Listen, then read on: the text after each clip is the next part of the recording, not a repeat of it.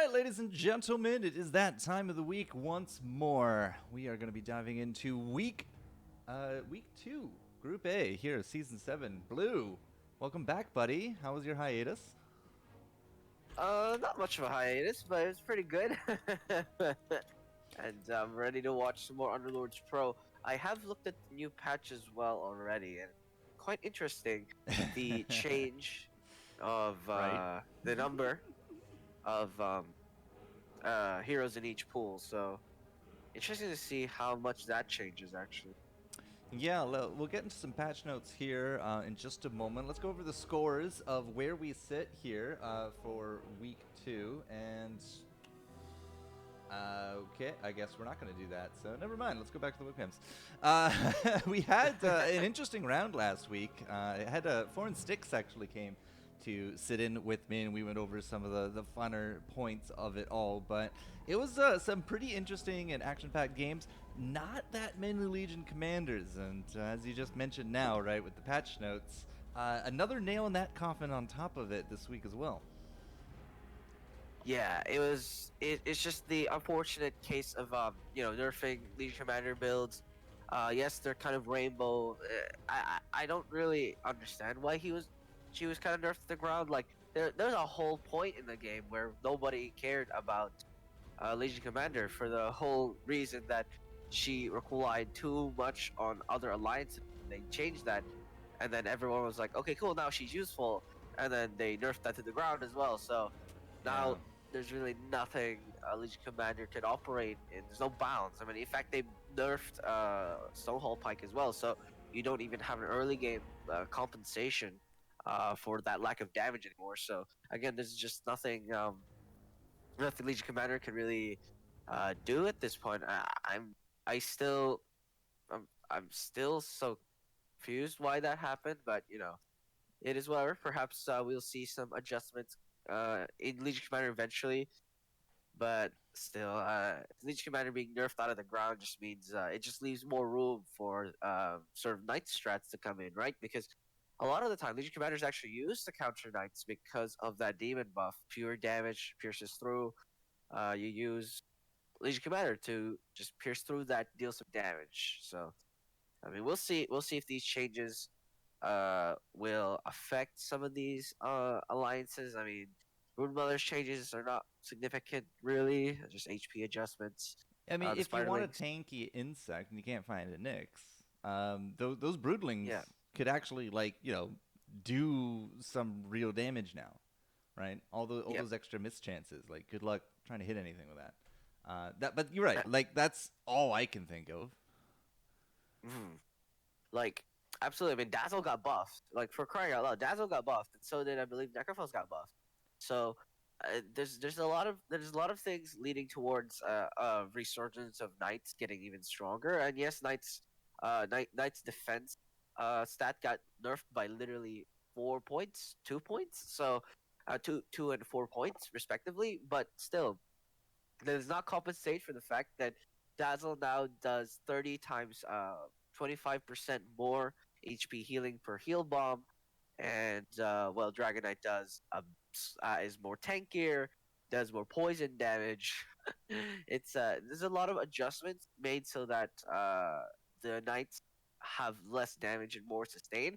But the honest reality is Luna was the biggest key of that. I don't think nerfing their damage and increasing sustainability will matter as long as Luna exists and it's able to bounce gleams off of everybody.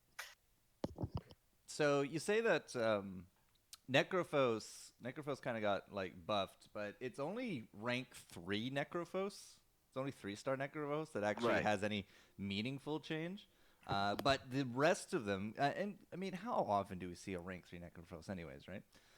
Especially in solos. Duos is a bit of a different matter, but solos, Yeah. it's close to never. So a lot of that Yeah. won't really matter to a lot of people. But the bigger change is that the cooldown was changed from 5 to 7. That's definitely a Exactly. bit of a bigger hit for Yeah. the healing comps. And the healers got hit a little bit ago as well. Healing reduction from assassins got bumped up as well, so that the first tick of the healing reduction is now 75%, not 50%. So they are still again trying to make sure that we have these counters to the knights. It's not all just sunshines and roses, but LCs, we saw maybe one per uh, game that we saw on match last week at most, and almost always the LCs never really got anywhere into the top fours. You had to have a really good LC start for the LCs to even flourish, and even then, it wasn't like the guaranteed wins that it used to be. So it is going to be, again, a bit of an interesting week. The Stone Hall Pike changes, I was really caught off guard because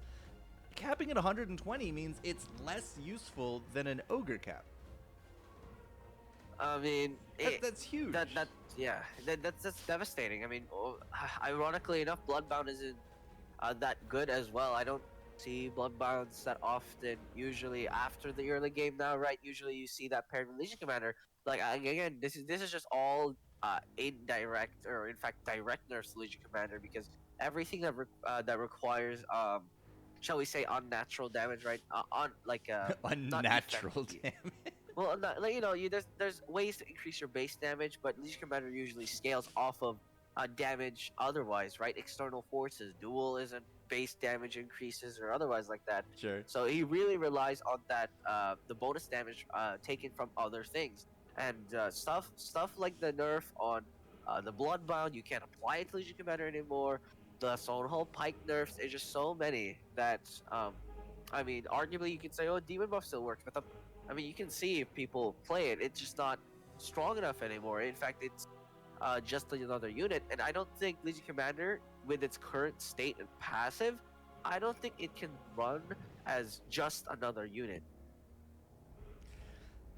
Well, I mean, we'll see what the top ranks here kind of think about it once we get the go ahead to start the game. I do believe everybody is in the lobby. I'm just waiting for the all clear from admins to start the game.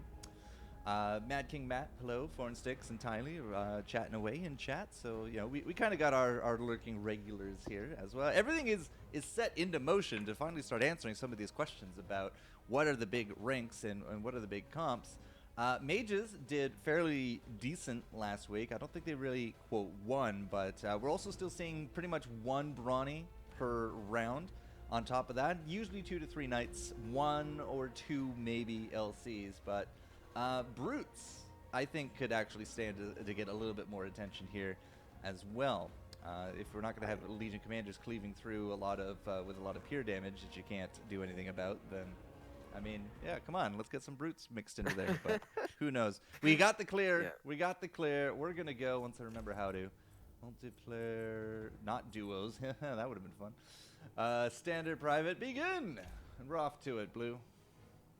Off to the races.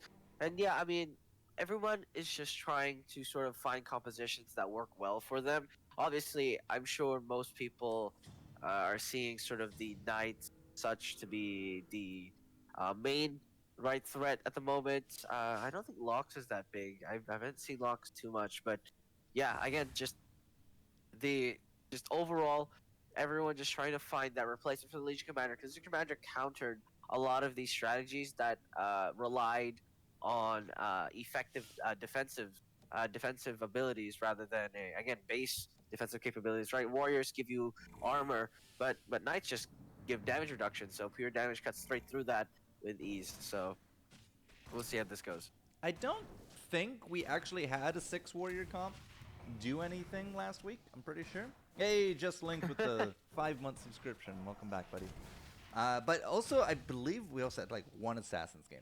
Yeah, still not a very popular comp to run in these higher tier lobbies as well. But maybe now with the healing reduction assigned to them, right, we can start cutting through some of these bigger defensive comps, these bigger healing comps. But you know, we'll see. We'll see. So far, just looking through round 1, we had one open forter. Ralphate? Is that his name? That's a new name for me. Yeah, Ralphate. Yeah, Ralphate. Yeah. But otherwise, we have Astronauts again. Wolvenbach is back. Gotik, Me6, Chim? CHMM? That's a new one for me. Digitams and Knyaz. That's gonna be fun. A lot of names I've not seen before, unfamiliar with, so Ralphate is interesting. also a streamer. Yes, I would imagine with the TV / in front of it sticks. Yep. He is a streamer. Good eye. Ralph Fate did win the previous round, so I guess decided to open fort in the second one to finally get those losses. Actually, I kind of like that. Get you gold and then start re-rolling straight after that. So we'll see how this goes. Okay. 2020, Astronaut and Gotik are going to be sitting at top. Astronaut already with two not brute, sorry, two brawny. So we'll see if he sticks with that. There is a 3 brawny at the bottom of the lobby. Knyaz has 3 brawny on board, so not entirely too sure Oh which way boy. people will go with it, but We'll see if they contest each other. Usually it's not the case, and in fact, yeah, Austrianos just leaves it, just like, nah, someone's bronies. Okay, go ahead, you can have it, have fun. Um, Again, you'd rather not contest someone else going bronies, so yeah, we'll see where it all goes. he will leave. Well, picks up another Snapfire just for their trouble. Oh man, it's really satisfying to get a Nyx on board, and then he throws out the stun, and just like everybody hits him. So good, feels so Exactly. good. It's like a Ravage, but like better because it's on a lower cooldown. Early game It's, targeted Ravage. exactly. It's not even targeted. You literally shoot yourself in the foot when you attack Nick. So uh, it's a reverse Ravage. So solid, especially in the early game. Unfortunately, Nyx dies too fast to be useful in the late game, but you know that's sort of sacrifices Wow. for that Nyx assassin. Unless you're And going into an assassin comp, you're probably not going to oh free start yeah, anyways, right? yeah, of course. The Nyx assassin is okay, but I don't think we've seen Did we see assassins last week? Because I was watching, but I Like don't one think game. It's yeah, just not a very popular comp at the top. yeah. Again, unfortunately, I keep saying this. I'm sure a lot of people have told me, you know, assassins are still viable, but they lack damage so much. It's sad. There's Templar assassin. There's Slark, Ember Spirit, and then that's it. And I don't think I can think of any other. But Queen of Pain doesn't even do that much damage with auto attacks, right? We had a lot of other previous assassins, Phantom Assassin, for instance, right there, such a behemoth in terms of raw damage output. But again, just the removal of these certain assassins just sort of put them in the sideways as they lack that critical damage to put them on the board again because they'd rather beat their opponents as fast as possible, but they don't have that luxury. All right, Astronaut is streaking up at 4-0. Went to 4 last round, as did Digitams. Now Knyaz up 4 as well, looking just to protect these streaks. Not, I'm still not convinced that he's going into a brawny comp for Astronaut, but he's got 2 frontliners with the bristles, and he's just kind of depending on the 2-star Nyx to carry through, looking for that streak complete at this point. Yeah, I think he's considering transitioning into the body build, but of course he's hesitant because someone else is already at the bottom with body build, and then being contested is already pretty bad. But that's what I want to talk about, right? The changes to the brawny, sorry, not the brawny, but the amount of units in each section and the increase as well allows you to be able to contest certain things. I mean, that's the point of the adjustments. But if Austria wants this, he's gonna have to deal with so many other brownies because Ralph 8 also, well, not the brownies, but like Ralph 8 looking like he wants to find a objective here. That's a lot. Me6's name is Me6 Warrior. I believe, I swear I know. I saw his profile picture. I'm pretty sure I know who that is. I'm gonna need to check, but I'm pretty sure I know who that is. I'll let you know. What an obnoxiously long name. Yeah, I mean, ironically enough, Me6 Warrior does not play Me6 Warrior. So we will see how this goes. Ochinos versus Shim. Chim. We can With call an him armlet of Chum. our You digit. want to call him Chum? Yeah, Chum. Let's call him Chum. He's our Chum. And then if he wins, we call him Champion. Anyways, the Champion. Nyx Assassin, Champion. Yeah. The Nyx Assassin has an armlet of Mordigion. Chum That's good. has an armlet. That's interesting. Armlet was Oh. buffed 2 patches ago. Now does 120 damage. Yeah. And it Well, yeah. you lose less health, but it still was super dicey item. It's still so situational that I would never pick it up. It's one of it's those items that like the HP reduction is just so awful in comparison to other items in different in higher tiers. So uh, there's just no point of picking it up, especially when there's other more beneficial abilities that are much less situational on your in your like choice. Also, you can reroll. So again, there is in fact no point to picking up Armlet Okay. if you can help it. But right, if you can't help it, let's say you reroll, you get yourself what, a void stone, a barricades, and an armlet, and you don't plan to go anything with barricades, right? I would pick up barricades. Okay, well, I mean, obviously that's not what happened with Chum, and we Yeah. weren't watching his items, so Yeah. sometimes you just got to take the best of the worst. Yeah, at that Yeah, point, my dude. exactly. Yeah. Obviously, barricades got nerfed in terms of how much they do. They don't block an entire projectile anymore. They block as much damage as they can hold. But still, the again, I would rather pick up something that would intentionally obstruct my opponent than intentionally obstruct myself. And so it is a double-edged sword, and unfortunately, one of those edges are like favoring the opponent. So This is regardless, yeah. this is big money right here, Blue. Big money because this is Exactly. 7-0. Astronaut needs to win against 4 knights with his 2 stars, and it looks like it is going to happen, even cutting through that target dummy. Yeah. So that will be Yeah, Ralph? streak complete. Good job, Exactly. Astri. Didn't drop a game in 8. Pretty good. Yeah, solid. Gets a 2-star Bristleback and 2-star Tusk, sort of the deadly pairing you want in the opening, as well as the Nyx Assassin gives you insects. But Ralph Fate, with only 1-star Knight, I mean, oh boy. Unfortunately, you won't be winning anything anytime soon. Ooh, he gets a choice of an armlet. Austria does. We'll see if he picks that up. So at the moment, Ralph Fate also has access to Stonehold Pike and Dragonlance, so we'll see. Austria Pike. picks up the Stonehold Pike. Although the nerf was oblique, again, like, Armlet technically does more flat damage on average, but yeah, it's just not good enough. Anyways, but yeah, we'll follow Ralph Fate here, currently at 65 HP. Poor Yeah, boy. there's no streakers at all now that we're 8-0. So Absolutely. his net worth isn't even that bad. He's just 8 behind Astronaut with these more expensive knights kind of making up for it. But that's gonna be a star cap Luna. So you got to make sure that the Warlock dies and then Luna gets protected. That's why there's a target dummy beside him. Yeah, no, nice try, Viper. Not happening. Yeah. You want to talk about best of the worst though? Look at Rafate's second item. Yep. Feels It is bad.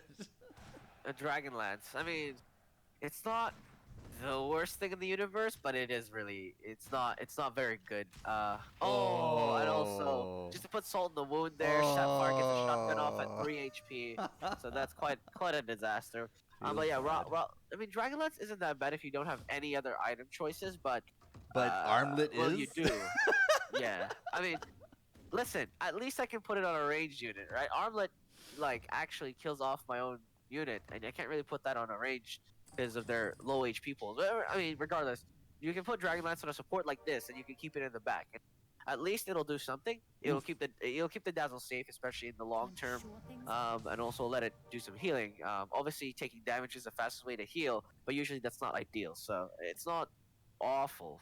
I'm gonna. Gothic, in fact, is streaking. We'll go to him in a second. Yeah. Okay. Speaking of which, oh, actually no, we don't even have to. He's fighting Ralph Fate anyway. Um, but yeah. Right now, ooh, Enigma actually. Godek is running in a primordial strategy.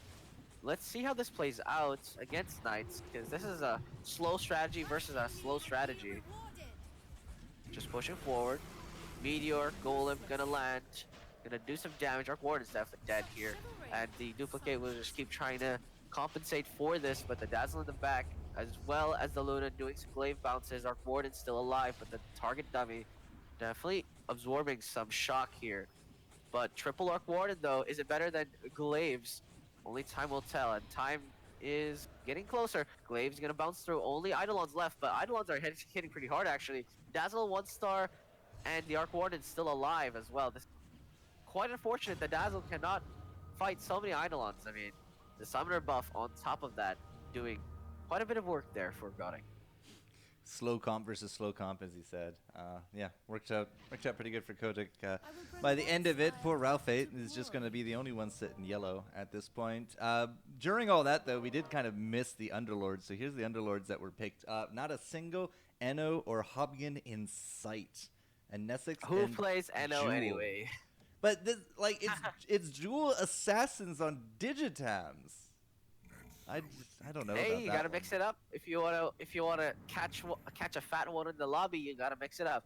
And I don't blame that too much, right? We'll follow him in a second, but Godek right now running an E6 with the Summoners, of course, is very solid. This is, you know, not atypical. This is the strategy often used now to pair with the Summoners. Keeps the Eidolons healthy, keeps the Summoner units as well available, but looks like you won't be getting anything from this B6. Or sorry, Leroy. That's actually Leroy. V6 Warriors is Leroy there. Will unfortunately take this win against Godek as his squad does efficient work. And the Mad Lad is actually having a warrior buff on his squad. My mind. He's going warriors. Well, we'll see how that goes. 3 warrior, 2 scaled, 2 summoner. How did that happen? Like Veno for the scaled, and then Lycan. Okay. Yeah. And then Slaughter gives you scaled. Yeah. Well, I Also guess. knows is streaking again. Yeah, I was gonna say. I guess Gotek's not gonna be streaking anymore. So rest in peace, there, sweet prince. He's now swapped the Arc Warden with that NSX because that was a big problem for him. That Pudge basically removed NSX from the equation. So back to Astronaut, the only one still left streaking here.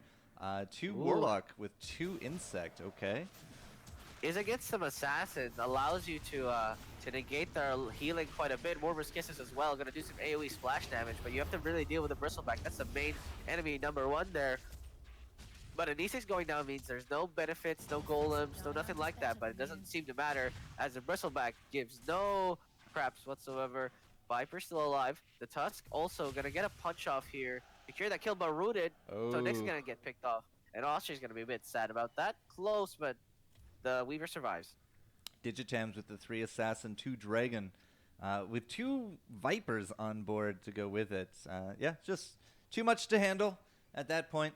And this is something I'm seeing more and more as I'm on Digitam's items, apparently. Whoops, that's fine. But Assassins with the Dragon frontline, right? The meltiness of Mortimer Kisses goes extremely well with the Assassins these days. Yeah, it's solid. More Kisses has always been good, right? It hasn't changed a bit. It's one of those abilities that the numbers look low, but when you get hit with it and you see the DPS, you literally look like you're melting away. So it is something you can't underestimate. V6 Warriors, aka Leroy. I'll just call him Leroy. That's just Leroy. He changed his name to V6 Warriors. But yeah, so currently on a obnoxious. streak. Against this Magnus was empowered. This armlet is actually very useful on this Magnus. Gonna cleave through, do a lot of damage here. Close Spray gonna try and chunk through. Bristleback still alive, but gonna get punched down by the Treant Protector. Magnus survives here, especially with that armlet. It's not gonna go below 1 HP, but the toss gonna finally seal the deal. Treant Protector though, still alive, so not gonna be able to push for anything more. Streak gonna be broken there.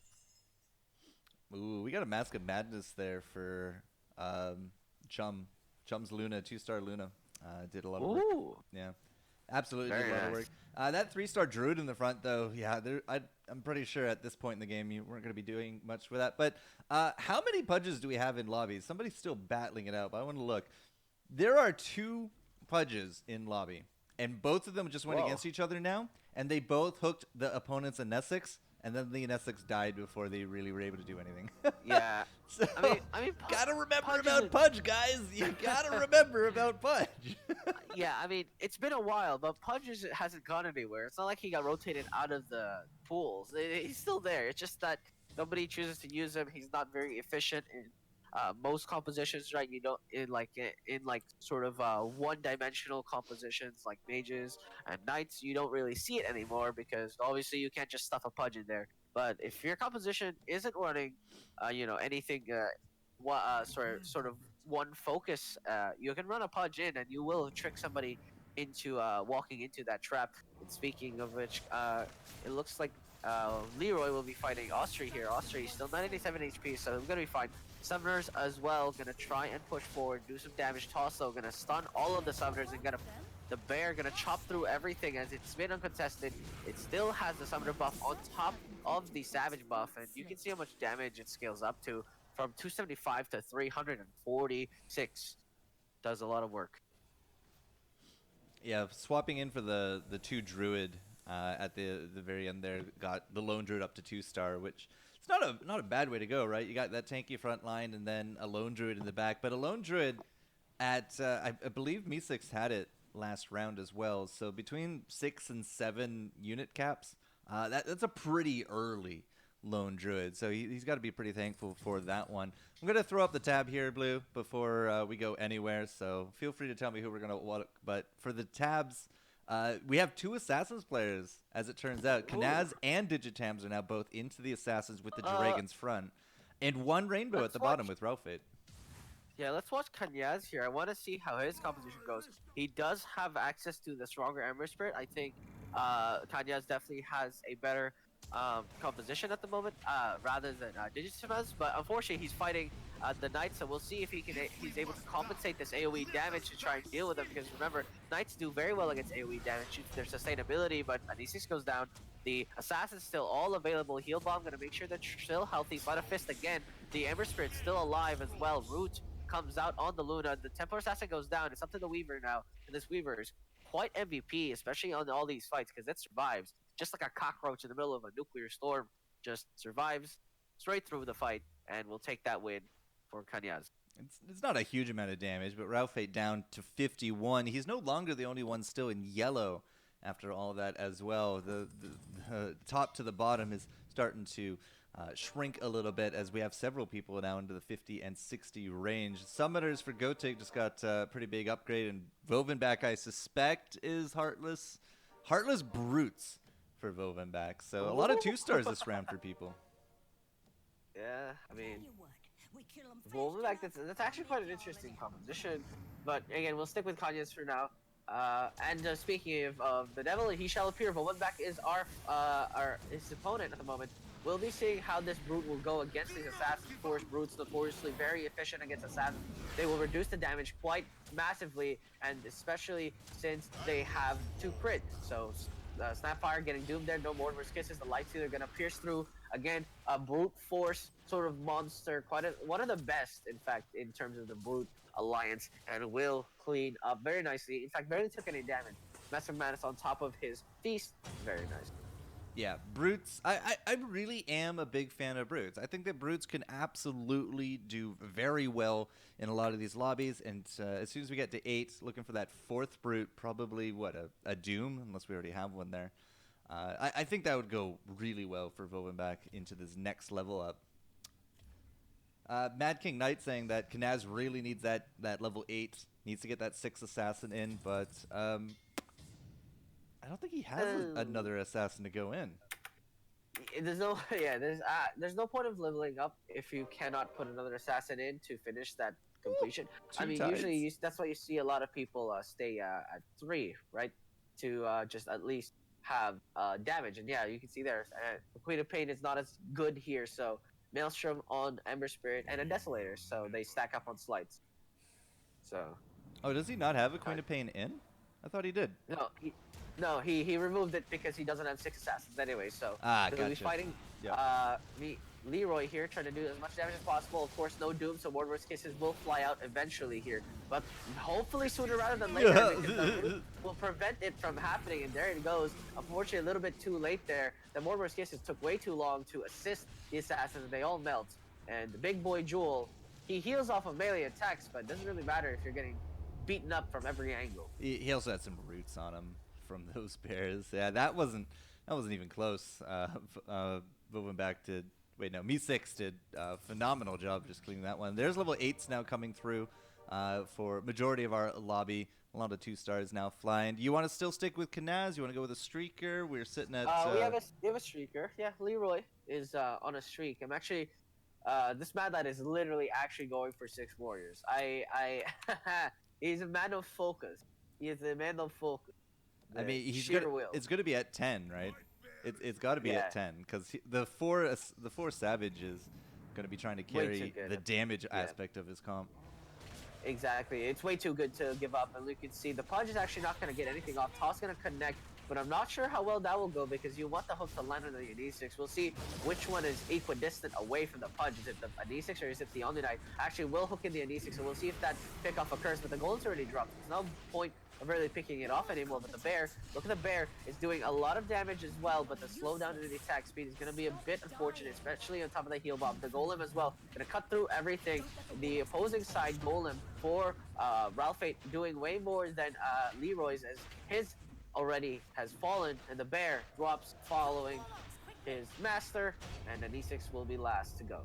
Yeah, there just wasn't enough burst at all to deal with the healing that Leroy had to deal with there. So a little bit of a slower death, but it is a death nonetheless. Still keeps him at the top of the lobby, whereas Knaz has been beaten down, actually, since we saw him losing and losing and losing, down to 36 health. So kind of don't want to beat a dead horse. So I'm going to go to Ralphate at the second to the last option at this point. Remember how Astronauts was like 97 health? He still has the best record in the game, but he doesn't have the top health in the game. Those few losses has really cost him. Yeah, his losses have been really hard, and his wins have not been as good, and you can see the difference there. And speaking of difference, look at that burst damage from Mortimer's Kisses. Trying to do as much as possible, but this is the problem when you're fighting with Knights, right? AoE damage is not enough. You gotta crit in every hit if you wanna surprise them. They need a lot of AoE damage or a lot of single target focus, and if you don't have enough of either, you are gonna get punished. And there you go, Ralphate will secure that win against Kanyaz here. I don't think Tidehunter will 1v1 a Golem, a Knight, and the Death Knight. So we'll see. I guess we're gonna be stuck on Kanyaz view for the rest of this one as well, because he's sitting at 7-11 for a record. His net worth is amongst the lowest. 7-11. Now I'm hungry. Anyways, Kanyaz, as you mentioned, is running that 6 Assassins. Finally found the Slark, but a 1-star Slark is not going to change much here. In fact, I'm pretty sure this is a detriment to his roster. He really needs that sixth Assassin. Or not sixth assassin, but that damage output. He needs higher scaled up, and unfortunately, with no economy to back up his attempt, we will see if he's able to keep it going. On the Verdigian on the side of Chum on the Luna here. We'll see if that does enough damage or if the assassins will be able to deal with this. Mortimer's Case is going to drop, and look at that damage output. There's not enough healing coming from the side of Chum. Going to do so much damage. Going to burst down the Wind Ranger as well, and the Armlet literally kills the Luna there on top of the root. So Sleight of Fist gonna chain in, just the Lone Druid left, and remember, it doesn't reset cooldowns anymore, so the Viper will just pick off the Lone Druid finally, and Chum will take 5 damage, and the Mortimer's Kisses on top of that chain. Sleight of Fist just bursted all of them down. 6 Assassins really do hit much harder than the 3 counterpart. Looking for Voids, I think, to add into the mix there as well. I picked up that Void Spirit, so if Knaz can live on, it will be a Void Assassin with the dragons up front with a 2-star Tide, which is not that bad. Really would like a 2-star Slark with that Mask of Madness. That but you have to look at huge bump. Yeah, but you have to look at his money, right? Kanyaz is at 4 gold. There's nothing. No, there's not enough money. There's no cash flow coming his way. He's getting 6 gold at most here. And even then, that's barely enough to buy a tier 2 Slark if he gets lucky with it. And so he's in a position where he has to find commonplace to at least be effective. He won. He'll be bumped up to what, 11, 12?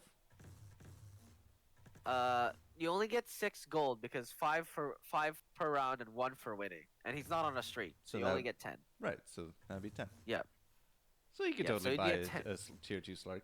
Yeah, he can buy 12. Oh, he has 12. Yeah. Huh? Your math is wrong. Wait, he earned 8 gold? Okay, that's math. Anyways, finds a Faceless Void, so that's quite solid.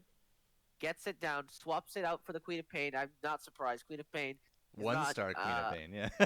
Yeah, exactly. I think definitely selling the Queen of Pain is the choice here. I'm not sure what he sold. Weaver sold. Okay, he sold the Weaver. Okay, there we go. Takes out the Queens of Pains as well. Finds the Faceless Void. We'll see how much that changes against Godic. Godic at 55 HP as well. Has a mage in the back. Let's see if Kodo can do much. His Kodo Blast as well might come out and burst so many assassins, but Sleight of Fist actually dodges that. On top of the Face's Void, who chrono cubes everything else, so the damage output was not at maximum. The Slark going ham. Unfortunately, it's not looking like Slark is really necessary, as another chrono cube comes out, gonna do so much damage here. Enthrall came out, in fact, on the Face's Void, but it will not matter. There's a lot of damage going the way of Goddic. In the meantime, Ralphate gonna drop to 26, and Austrianoz 18, and Vobenbach at 13. This is quite a turnaround. Vobenbach and Austrianoz now threatened with lethal. Wait, are you sure there was 2 chrono cubes? Yep. It's a 60-second cooldown. Oh, he got enthralled. Oh, okay. I was like, wait a second, what? Yeah, no, he got enthralled. All right, we'll swap over to Vovenbach here since he is down on the chop here into 8th, potentially. The Brutes. What happened, Vovenbach? The Brutes, no.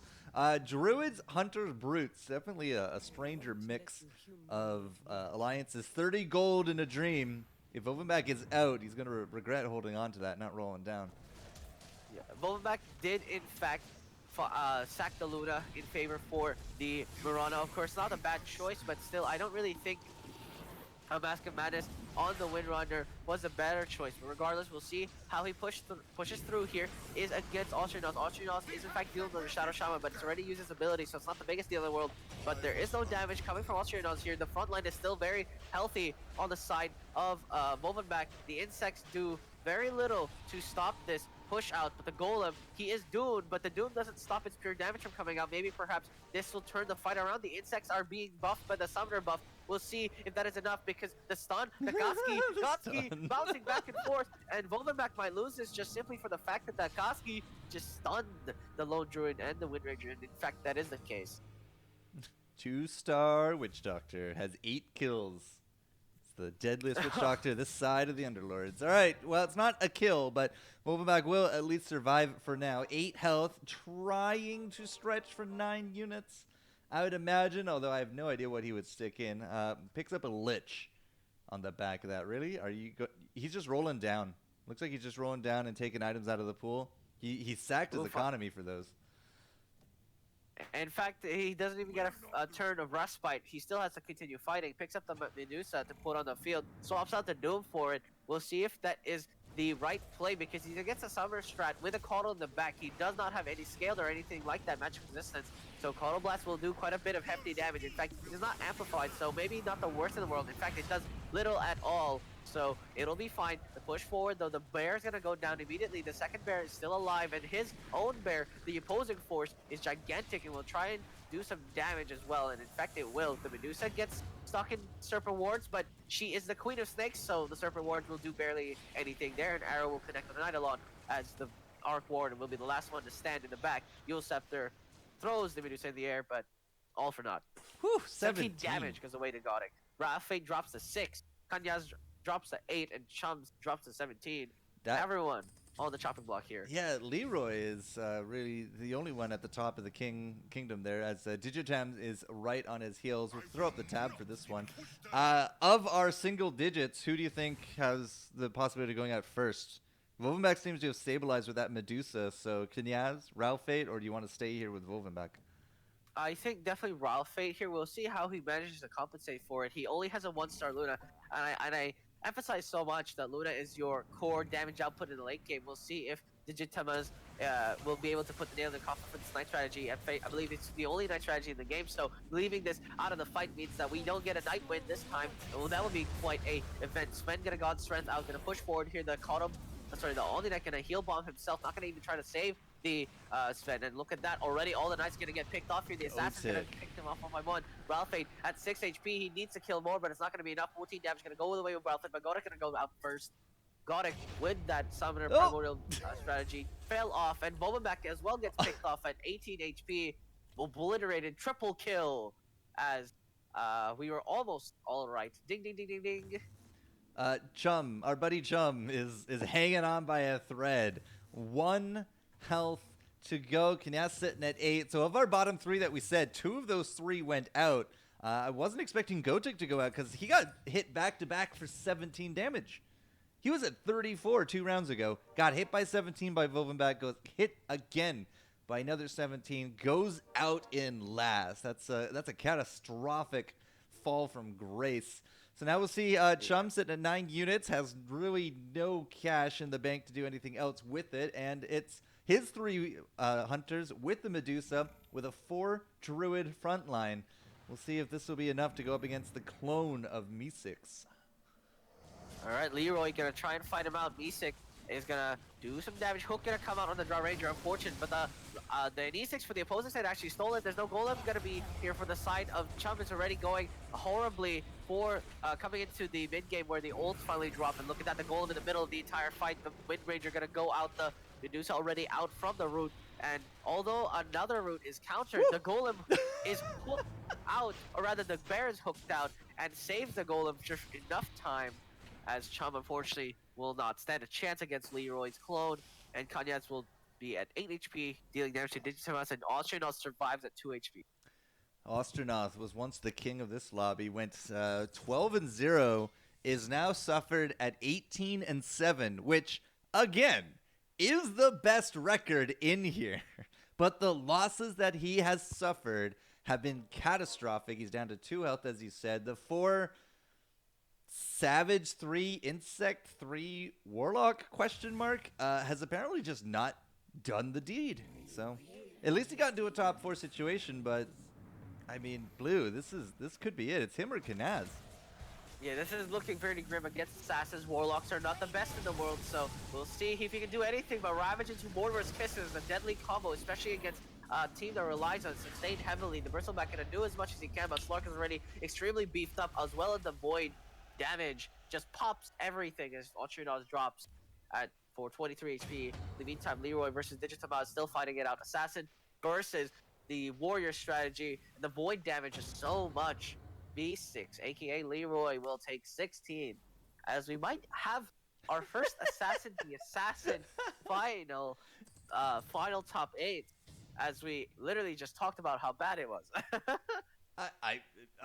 Well, yeah, so in my defense, there were certainly some stranger builds on the board today, but Meeseeks doesn't even have 6 Warrior, as a quick note. He is really going for the 6 Savage, it seems. And now, in this top 3, he has to go against 2 Assassin Voids.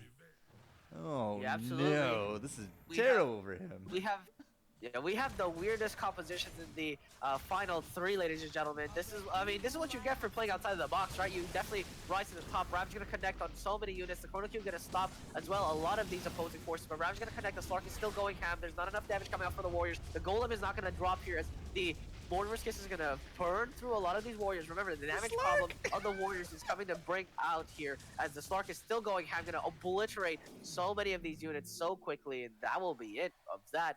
Leroy will take 19 damage, falling apart at the seam. Kanaz won against Meeseeks. It doesn't look like they won against Digi, though, so this should be Assassin v Assassin, yeah, for this next round? Depends if Leroy finds the Exodia, right? Finds a Troll Warlord, but it's not going to be 2-star. It's still, yeah, there's a lack of damage inherently for the side of Leroy. He has Troll Warlord and the Bear to do damage.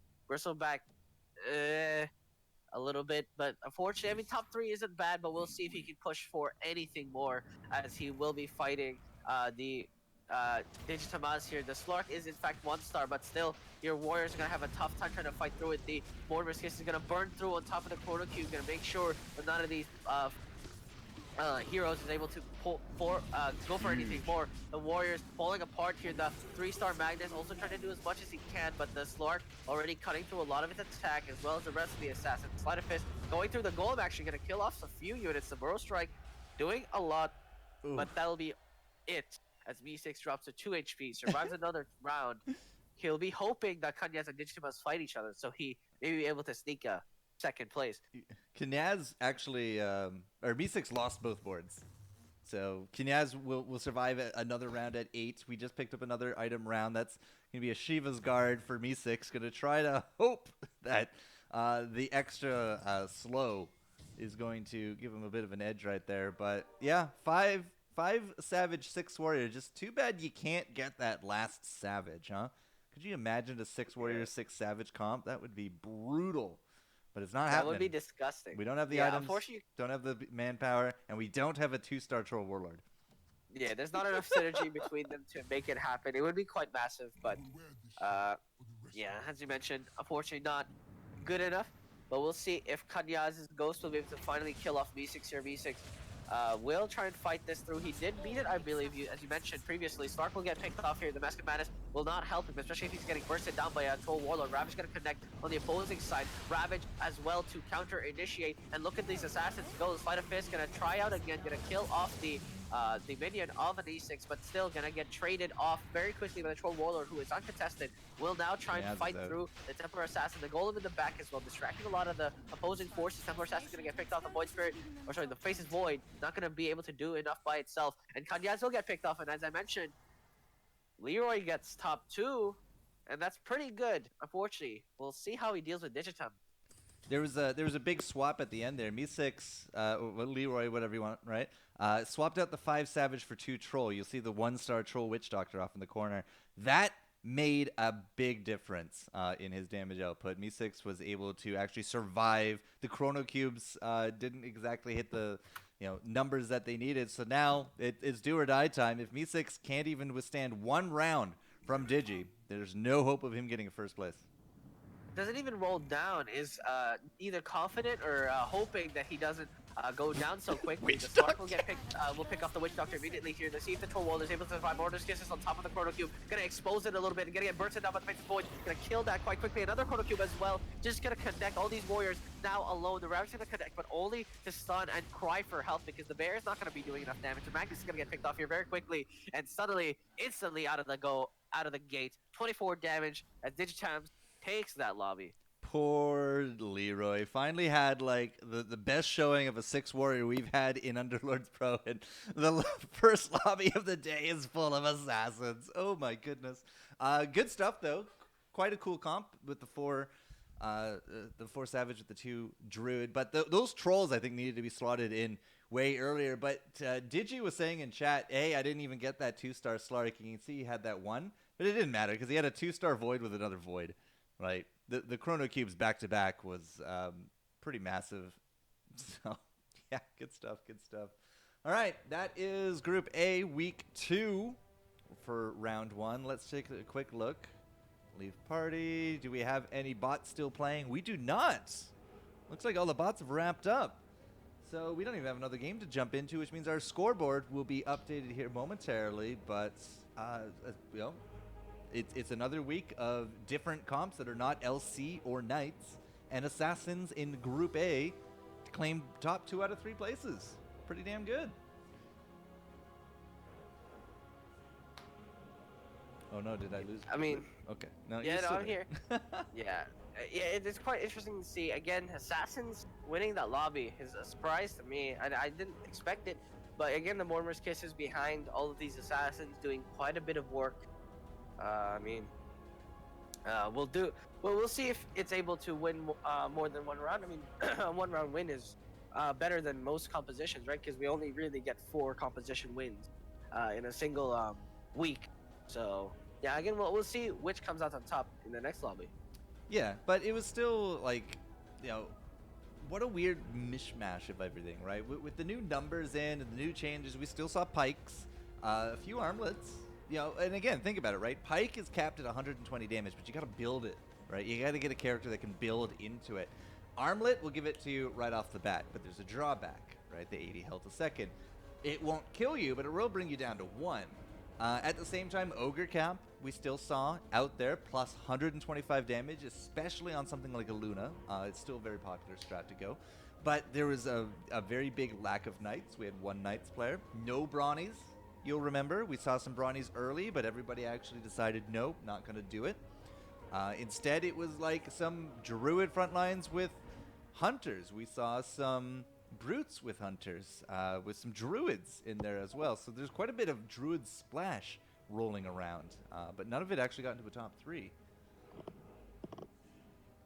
Yeah. 6 a.m. over there, huh? Yeah. Yeah, no, just trying to look through the look through the numbers. But yeah, well, I mean, we'll see how the rest of the lobbies look. And yeah, Digitam's getting, I believe, first place for that. Will get quite a bit of points. Looks like the scoreboard's still a bit wonky. Yeah, it's not ready for sure. Oh, okay. Now we got a push that says that they've been updated. So I'm just gonna give Bam. it a No. minute. Oh, okay. Let's give it a few more seconds. I think some of the old lobby scores are being considered at the moment. Yeah, we definitely haven't played 4 rounds yet today, guys. Yeah, I mean, nobody's playing catch up. We're trying to, so All right, third time the so charm, yeah, right? Nope. F5. Nope, still not. I mean, well, hopefully that gets sorted by next lobby, maybe. Yeah. Well, did So you did win? Just don't know what the hell's going on with everything mean, else. I think there's a lot of there's a lot of Next mean, group the biggest thing that eliminated. Well, no, I don't Yeah, think he got eliminated. if you look at the board, it's like 1 1 2 2 3 3 3 4 4 4. That was wonky. I mean, I'm sure that'll be sorted out Yep. before long, cause that looks weird.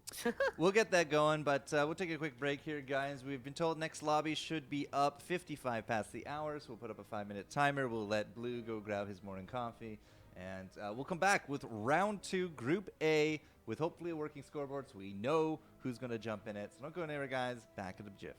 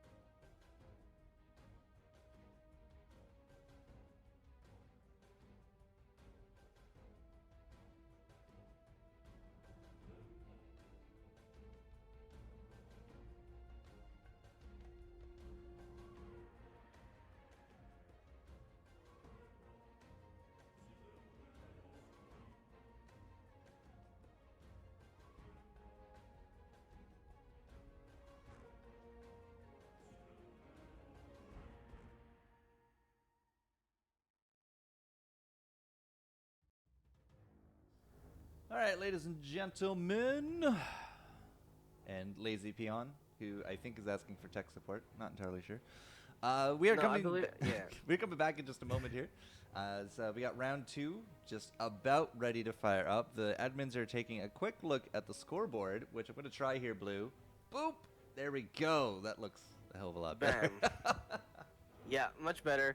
We got the actual lobbies coming our way. Obviously, we will see much more mix-up once lobbies are sorted, because obviously there's only one first place every time. So we shall see who comes to the first lobby, especially in the final round. Well, I know that But Luna's out there, so congrats, Luna, making it into Group A second round with that first place.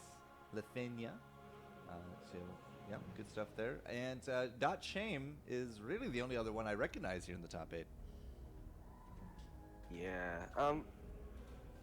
Aside from that, I mean, yeah, Digitam's obviously in our last lobby. Glucose, as well. It's an old name. I'm familiar with that one as well. Unfortunately, is in the Group B lobby. Just slightly missed the cut there, but that's fine. Yeah, I guess missed the cut because of what, time? No. There's nine people that Yeah, got but- first place. Yeah. So There was 9 so- lobbies? My god. yeah. That might be the Yep. most lobbies that we've run in a while. Yeah, absolutely. A lot of people wanted to play, so everyone gets a shot here. There's no Tylee. Nope. I don't even see Tylee in the top 23. Yeah. Shots fired. Shots fired. Right, so we have our top 8, and that's our top 23 or so. So not so bad, not so bad. A lot of people figuring out, again, kind of the new comps, the new builds. The Druid Splash, the Hunter Splash was certainly unexpected in our first round. It also certainly didn't work in our first round. So we'll see if some of the more traditional comps come out. But there was no 600, there was no Brawny, there was no Mages in Group A. I mean, yeah, Yeah, it's a whole new world, man. There was a single knight player as well, and they didn't get a good start either. I think the assassins going against contested was actually quite favorable for them because, again, I mean, as you saw in the late game, if you let them go and they make it to the late game with all their damage, it becomes just a monstrous thing. A monstrous thing as we jump into our next game. We'll have to see which monsters rear their head in round 2. But welcome back to Group A, ladies and gentlemen. And we'll see what actually comes out this round. So, any kind of big predictions you want to throw at us here, Blue? I think definitely if the trajectory of previous game is anything to go by, we might see at least one assassin, 2 assassins. Obviously, Digitamas was the assassin player, but looks like he might try Brawnies. He got a solid start with Bristleback and the Snapfire. So, yeah, we'll see. Double Vino for Kiro. Just happens to be who I'm watching. That's obviously not going to work very well for them. Not even going to take a star off for the hit. As yeah, did you? So I only found this out recently, but Tusk 3-star crits for 400% in his hit. Yeah. Yep. I've never That's actually quite a seen bit. like a Tusk 3-star in solos, so I guess I had never like considered that. But Well, yeah. he's become a favorite duos hero of mine. Yeah, like it's because Tusk, like I mean, 1-star. You always say that 1-star 3 stars are definitely worse than 3-star 5-star 3 stars, right? Or 5 tier 5 3 stars, right? They're just not as effective, and so it's just it's just in a case where Tusk 3-star is not bad, but there are just way better 3 stars. Oh, for sure, 100%. Unfortunately. There's way better ones, but 400%, man, whew, feels good. Who do you want to watch since we have 4 people sitting at 100? Ooh, let us go to Luna. I mean, right now, Insects on top of Air Spirit. Not the best, but Insects might carry her through the fight against Kurozima, though. So That we'll Earth see Spirit. if that will hold up. The armor should hold up very well as a tank, right? Just let the insects do their thing. Absolutely, as well as the Talisman of Evasion. When all 3 units are attacking the dude with the Talisman, you know you know that's a problem, especially with insects biting on you. So yeah, Easy the clap. insects very good early game as well. Easy clap. Something to note is no open forts. At least I don't think so. Maybe Shame did actually open fort there. It doesn't have anything on the board. Just a 2-star Vino. But Shame, no, it was Kira that didn't open fort with the Vino instead. So I don't know. Open forting has certainly taken a bit of a back seat in these more recent games. Looks like Win and Win will actually be the only fort of this round. But even last time, we only had what, 2 or 3 rounds of open fort before people put everything on board. Nobody's going down to like 80 health looking for something anymore. Yeah, it's interesting. The open forwarding, I mean, it's not bad, but I've seen less open forwarding happening. So Do you think I don't this know. could Well, be a result of the new unit changes? maybe perhaps. I mean, you have access to way more units now. The odds of you finding something good, it has gone up in terms of the pool of units, especially if everybody else is looking, right? So I'm not quite sure if I agree with you know, the open forwarding again, because you can look for your specific heroes you want at this point. No. It's just certainly a difference compared to some of our previous weeks. We still actually have Luna not going to go up to 4 to protect the win streak. It's going to just depend on the insects to get the work done. 2-star Weaver should be able to do a massive amount of damage, but Summoners have a lot of tasty targets. Yeah, it looks like Luna will be losing their streak this time. Too many insects and too many trees. Summoners doing their thing, especially in the early game.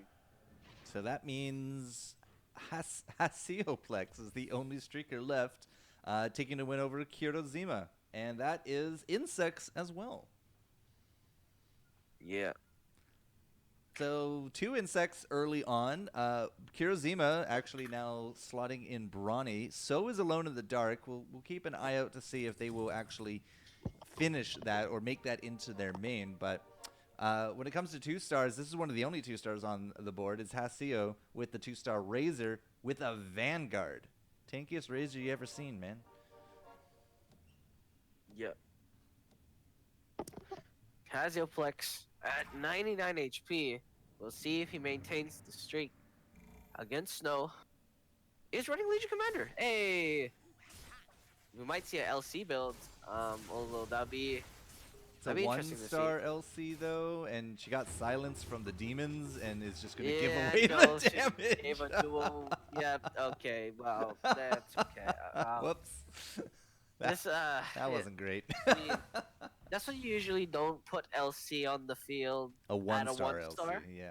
Yeah, that's just not a good time.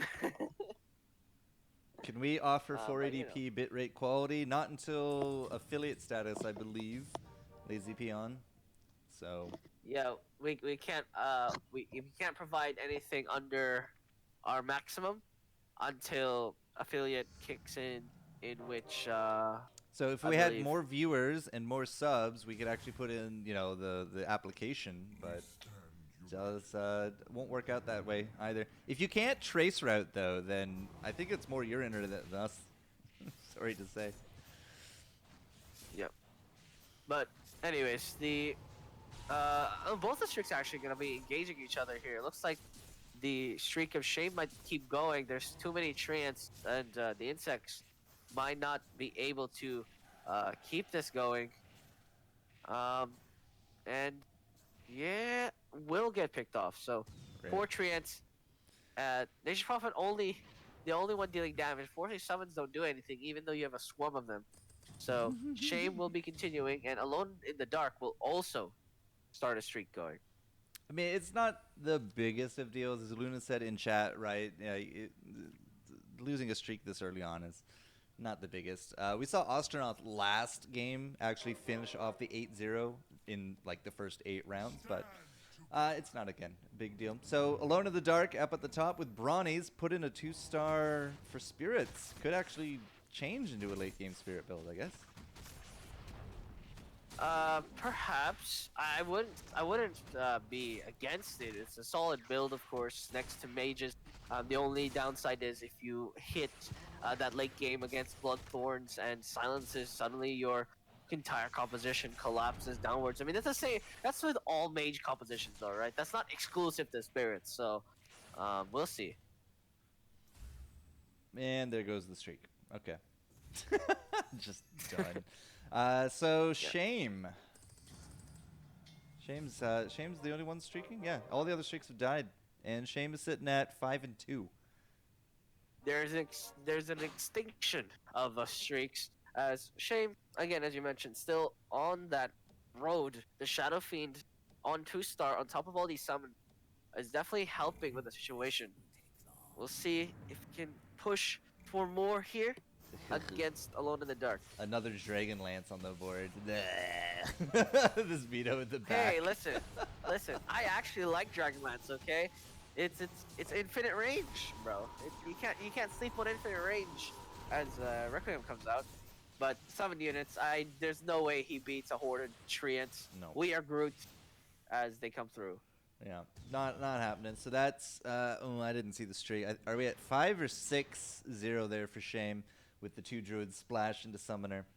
The summoner, 2-star Vino, fine. It has a Dragon Lance, fine. It's infinite range, right? But I mean, after he places down 3 wards, I don't think he can place down any more wards, right? You can, depends on where you're standing. Right, but he's never moving Yeah. from that corner with that Dragon Lance. Yeah. But essentially you can put down a plague ward as one dies, so you basically you don't really lose anything. I mean, 3 plague wards is already pretty massive. That takes if I remember correctly, the cooldown of plague ward is like 5-6 seconds. So 5. Yep. that takes the entire round to set up 3 plague wards, and usually 3 plague wards don't happen anyway. So it's not the worst thing in the world. I wouldn't want a Dragonlance on my Shadow Fiend. I'd want it to walk as close as possible so Requiem point blanks certain units in the face. So, it is an interesting dilemma there. Okay, that's going to be an Ogre Cap on the Razor. Yep, absolutely is. So Razor Cap on Razor for win-win this time. It's just not going to be enough. I don't know. The auto attacks are just going to lag too far behind against the cooldown. So doesn't even get a second ring of damage out. And this will just be, again, the Summoner Horde kind of rolling over people. Usually, like, Summoners get shot down by, Heartless Hunters or Knights, right? Because you can't shoot through that. But we don't really have Hunters. There are 0 Hunters out here as we're going into Underlords, Blue. So no Hunters, no Heartless, 2 Spirit players, and then the 1 Knight down there. It's like every lobby we have a completely different game. Someone's took a deck of cards and gotten rid of all the hunter strats and just put everything else in there. As yeah. I mean, we have a Legion Commander build. Snow is trying to pull off an LC build, and It's still I'm 1 surprised. star though. yeah, I mean, It's a struggle bus, man. know. It's not even contested, but it's still such a struggle bus. Oh man. It's such a struggle bus, especially since you have to be extremely precise with how you get it. You have to get all the 3 stars. You gotta get all the right units. It's in a rough spot. Speaking of a rough spot, Shay will have to fight spirits, and we see how spirits do when it comes to doing some burst damage. Number 1 will come out, only hits the 2 units in the back. Unfortunately, not the bravest in the world. But the slide number 2 not even gonna come out because they all die piece by piece, and Sword Spirit gonna literally die to a Leech Seed there, as 13 damage into Digitima's. His spirit build not working out so well that time. Double spirits. Okay, Digitam's now 3 assassin, 3 spirit. Just slotted that in. I think he just went to 6 now, so maybe that will boost him up a bit. The other spirits is Alone in the Dark, who I believe had Brawnies out last time we looked at him, but now sitting at that's not Alone in the Dark. Where did Alone in the Dark go? There we go. This was Brawny for a little bit, but has a Storm Spirit Cloak. So there you go. Don't see that one every day. Where's the midget? I don't see Anno anywhere. No Enos. We got some Hobgins this time, but still some Anestics and Jewels. I'm apparently on Alone in the Dark, FYI. Didn't know where we were going with that one, because Shame lost the streak. No, Yeah. Shame finished the streak. Yeah. So yeah, Alone in the Dark is fine, but no Endos. Oh, feels good, man. That was a good triangle. Um, yeah, Oh man. absolutely. Delta Slime's gonna connect so well here. Alone in the Dark has just much better spirits at the moment, so he's able to connect more Delta Slams than everybody else. And also, again, I just want to mention the fact that Eno is out of the fight, out of the pool so hard is just sad. But to be fair, he had a Reign of Terror that lasted longer than almost everybody else's, I believe. So, I'm not that sad that Eno is gone. And everything else is better. I mean, at least my boy Hopkin is getting picked up, so I'm quite happy about that. Is Hopkin your boy? Yeah. Hopkin is my boy. Did you not know that? Nah, it's news to me. Something I want to point out is Digitams has purely 1-stars. He's the only board with purely 1-stars. Oh, that's a bit of a I'm struggle on there. Digi for this one, but they are all 1-stars. Because he's fighting for spirits with Alone in the Dark. Yeah, exactly. Holy crap. That's Sun number 1, gonna do some decent damage, gonna burn out a few of these units. Disarm as well, quite massive, but now we'll see if he's able to rely on that burst damage. But the insects are approaching in the root as well, gonna connect with a Lifestealer slap in the face. So he will be punished. Drop to 52 HP there. There's too many 1-stars on the field here from the side of Digishima. He needs to improve on that. Hasioplex actually still on a streak at 95. We'll follow him, I think. With Armlet Lifestealer, this is the only time I would say this is actually pretty damn good on Lifestealer. Because, or on a unit, because Lifestealer heals himself for 6% of the target's max health. And usually that's enough to compensate for the loss that Armlet gives you. It also picks up a Mask of Madness. You can put that on the Lifestealer as well, but then you would... He said no! Yeah, listen. I agree with that a little bit because you have an armlet already on your Lifestealer. Who are you gonna put the armlet on? The Lone Druid? Like it's not a. Who the hell are you putting this crown of antlers on? Punch, of course. I don't know. There we go. There's the 300. Okay, there we go. Listen, Punch will triple attack and kill. Just wait and watch. You'll laugh at him now, but he'll get a stomp going. Against the mages here, win-win at 54 HP. We'll see if he's able to do enough. He does have a Mango Tree as well, just to bolster up some mana on his own side. Waveform gonna connect to the back, still no Counter Blast, so gonna be a rough time. Lifestealer's actually managed to survive for quite a long time, but Let's Go Crazy gonna get popped here. We'll see how much damage the Sword Spirit's doing. The insect's gonna make it a bit harder for him, but the Razor's still so healthy. The Eidolon's being a massive distraction, but it's all stolen. The Morphling, but it will not be enough. As Hasioplex will take 4 in a close fight there. Luna on a streak. All right, let's go check out Luna. So when I was introduced to Six Warrior, I was always told that you want a healing Underlord to go with them. So something like Heal Eno, who will also yoink, because it's a global heal, the triage, or you go with the Heal in Essex. But we haven't gone that route. It's definitely more of an offensive route with Let's Go Crazy Warriors. And, again, 2-star Tusk should be able to punch real good, real fast, and real often with it. Let's Go Crazy. And on top of that, Tiny's going to be stunning people. You got the hooks to get the Underlords out of the corner. So we'll see how it goes. Requiem gonna connect here with quite a bit of units.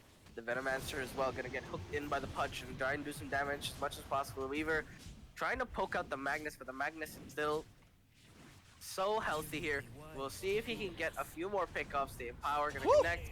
But no, that'll be all she wrote, quite literally. Luna will take 10 damage there, as Win-Win takes 4 as well in the back. The Mouse is still losing. That is unfortunate.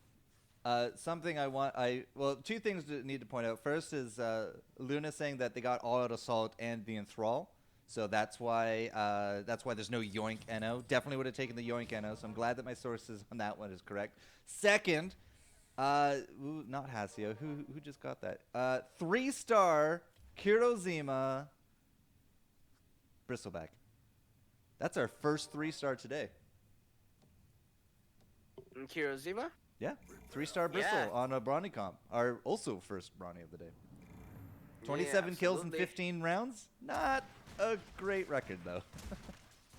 I mean, it's still still, I mean, you might be able to compensate and do some stuff. The blade mail as well, definitely gonna be super useful against stuff like assassins here, as they're quite squishy. I'm pretty sure some of these assassins have like half the HP of a bristleback, so the blade mail is certainly gonna punish them for their lack of HP. So there you go. Presume I'm gonna get a win, and Ronnie kills will add up. I mean, hopefully You for would Zima's sake, they imagine. start adding up.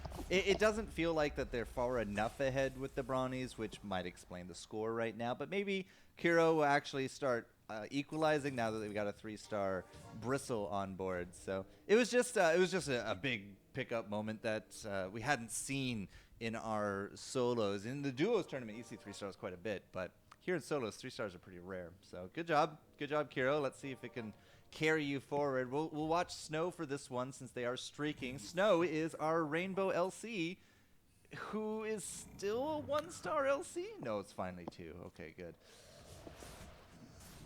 We'll see if it's able to contest against Snow's Spirit composition. 2 Spirits and the Ember Spirit gonna get a slide off. The Delta Slime gonna connect on 3 units there, but it doesn't seem like it's enough damage. Delta Slime number 2 gonna come in, actually gonna hit off 2 units. The Warlock is actually probably not the best unit to take out. The Golem as well gonna get dropped. Delta Slime number 3 gonna do as much as possible. The heal counteracting pretty much all the damage he was gonna do. Delta Slime number 4 gonna try and finally get another pick off down, and it does in fact get another pick off down. Slaughter Fist actually connects. The Delta Slime number 5 gonna come in here, try to get another kill, but no, it's just not enough. The Sword Spirit's gonna bolt back and forth, but you can't bolt into another game. There's just not enough damage. They're so close, but the healing gonna compensate.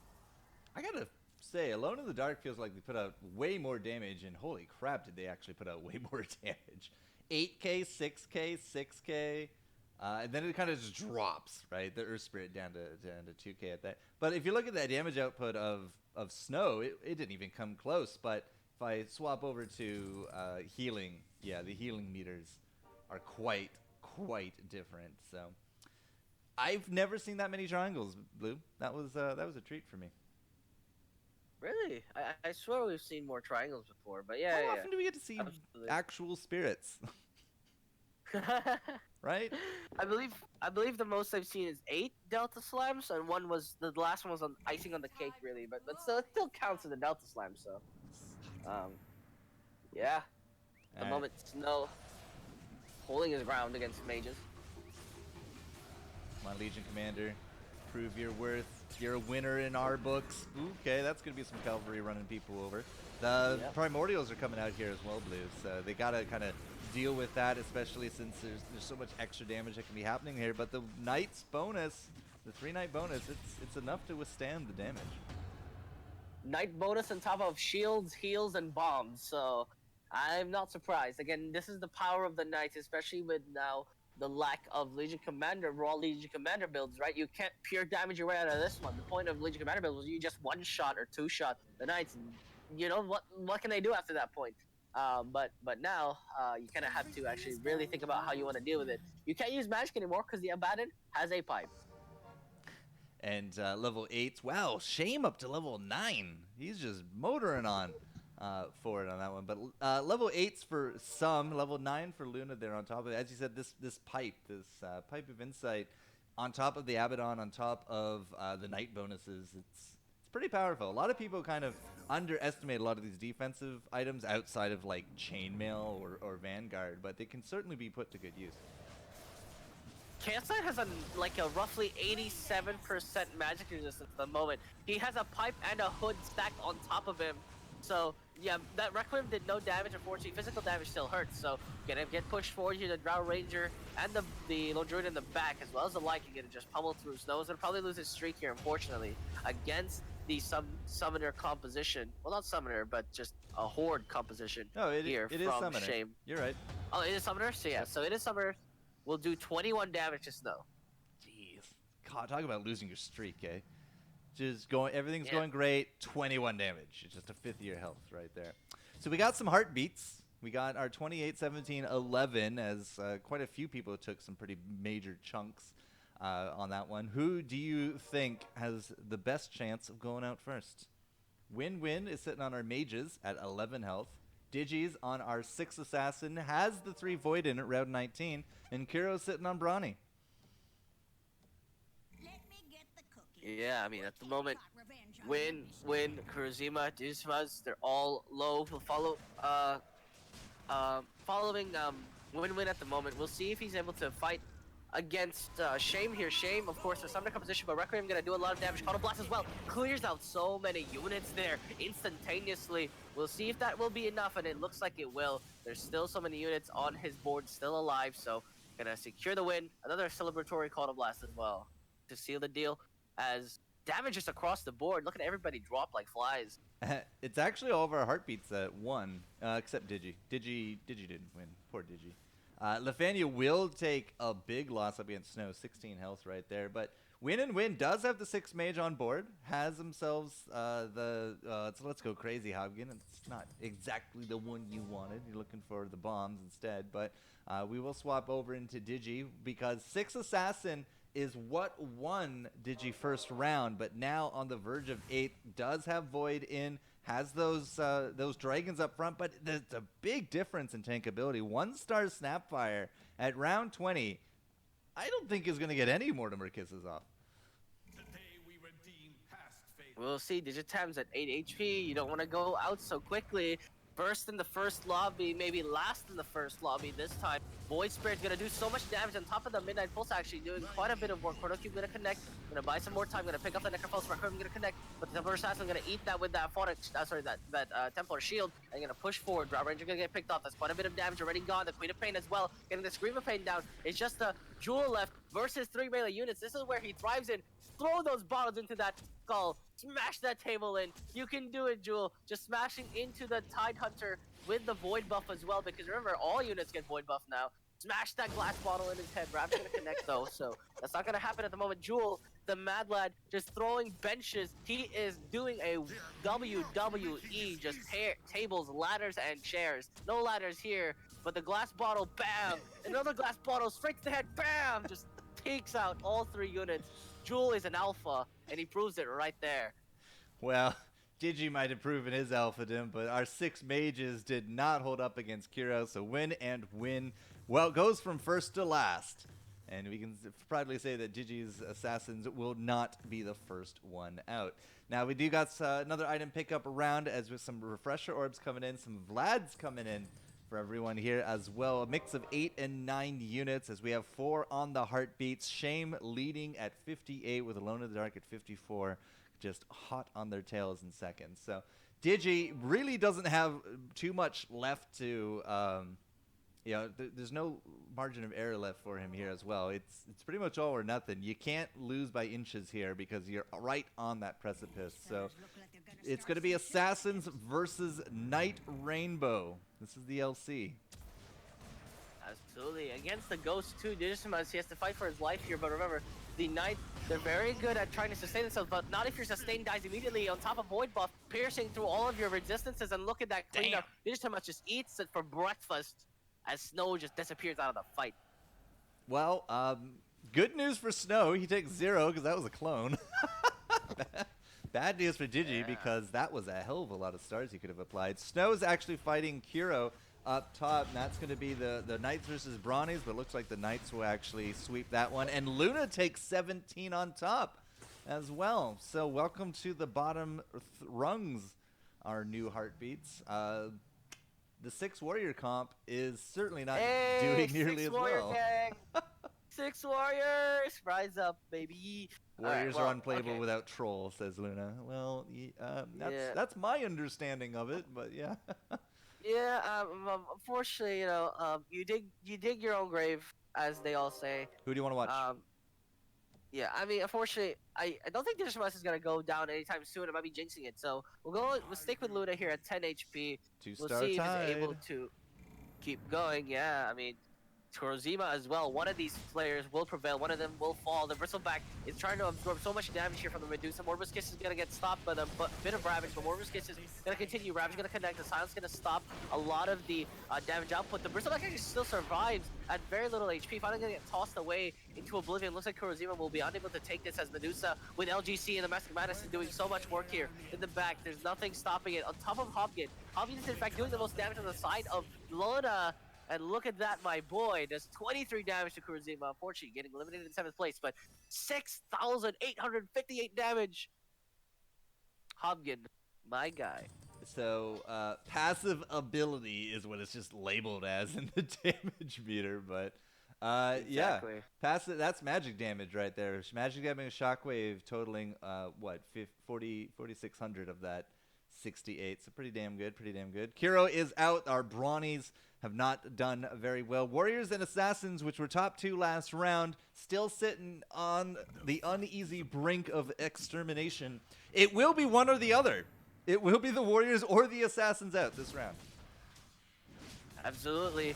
Right now, the Warriors will see if he can able to fight through it. The Ravage going to connect it to buy some time. The Jewel actually going to get killed off here if the Chrono Cube is not going to save it. The Ember Spirit as well might fall. The Slark is getting focused down, and that's not what you want to see. The Embers gonna try and pierce through, but actually they lose aggro. The Temper Assassins taking all of it. The Slark though is in top of mid. Pulse again, get it picked off. The Queen Pain gonna be alive as well. The Enigma in the back. The Queen of Pain, he'll have to do way more than this, but it's not gonna be enough. The Digitams, we'll see if this is enough. I believe he's about to take 5 damage, and there it is, 3 HP.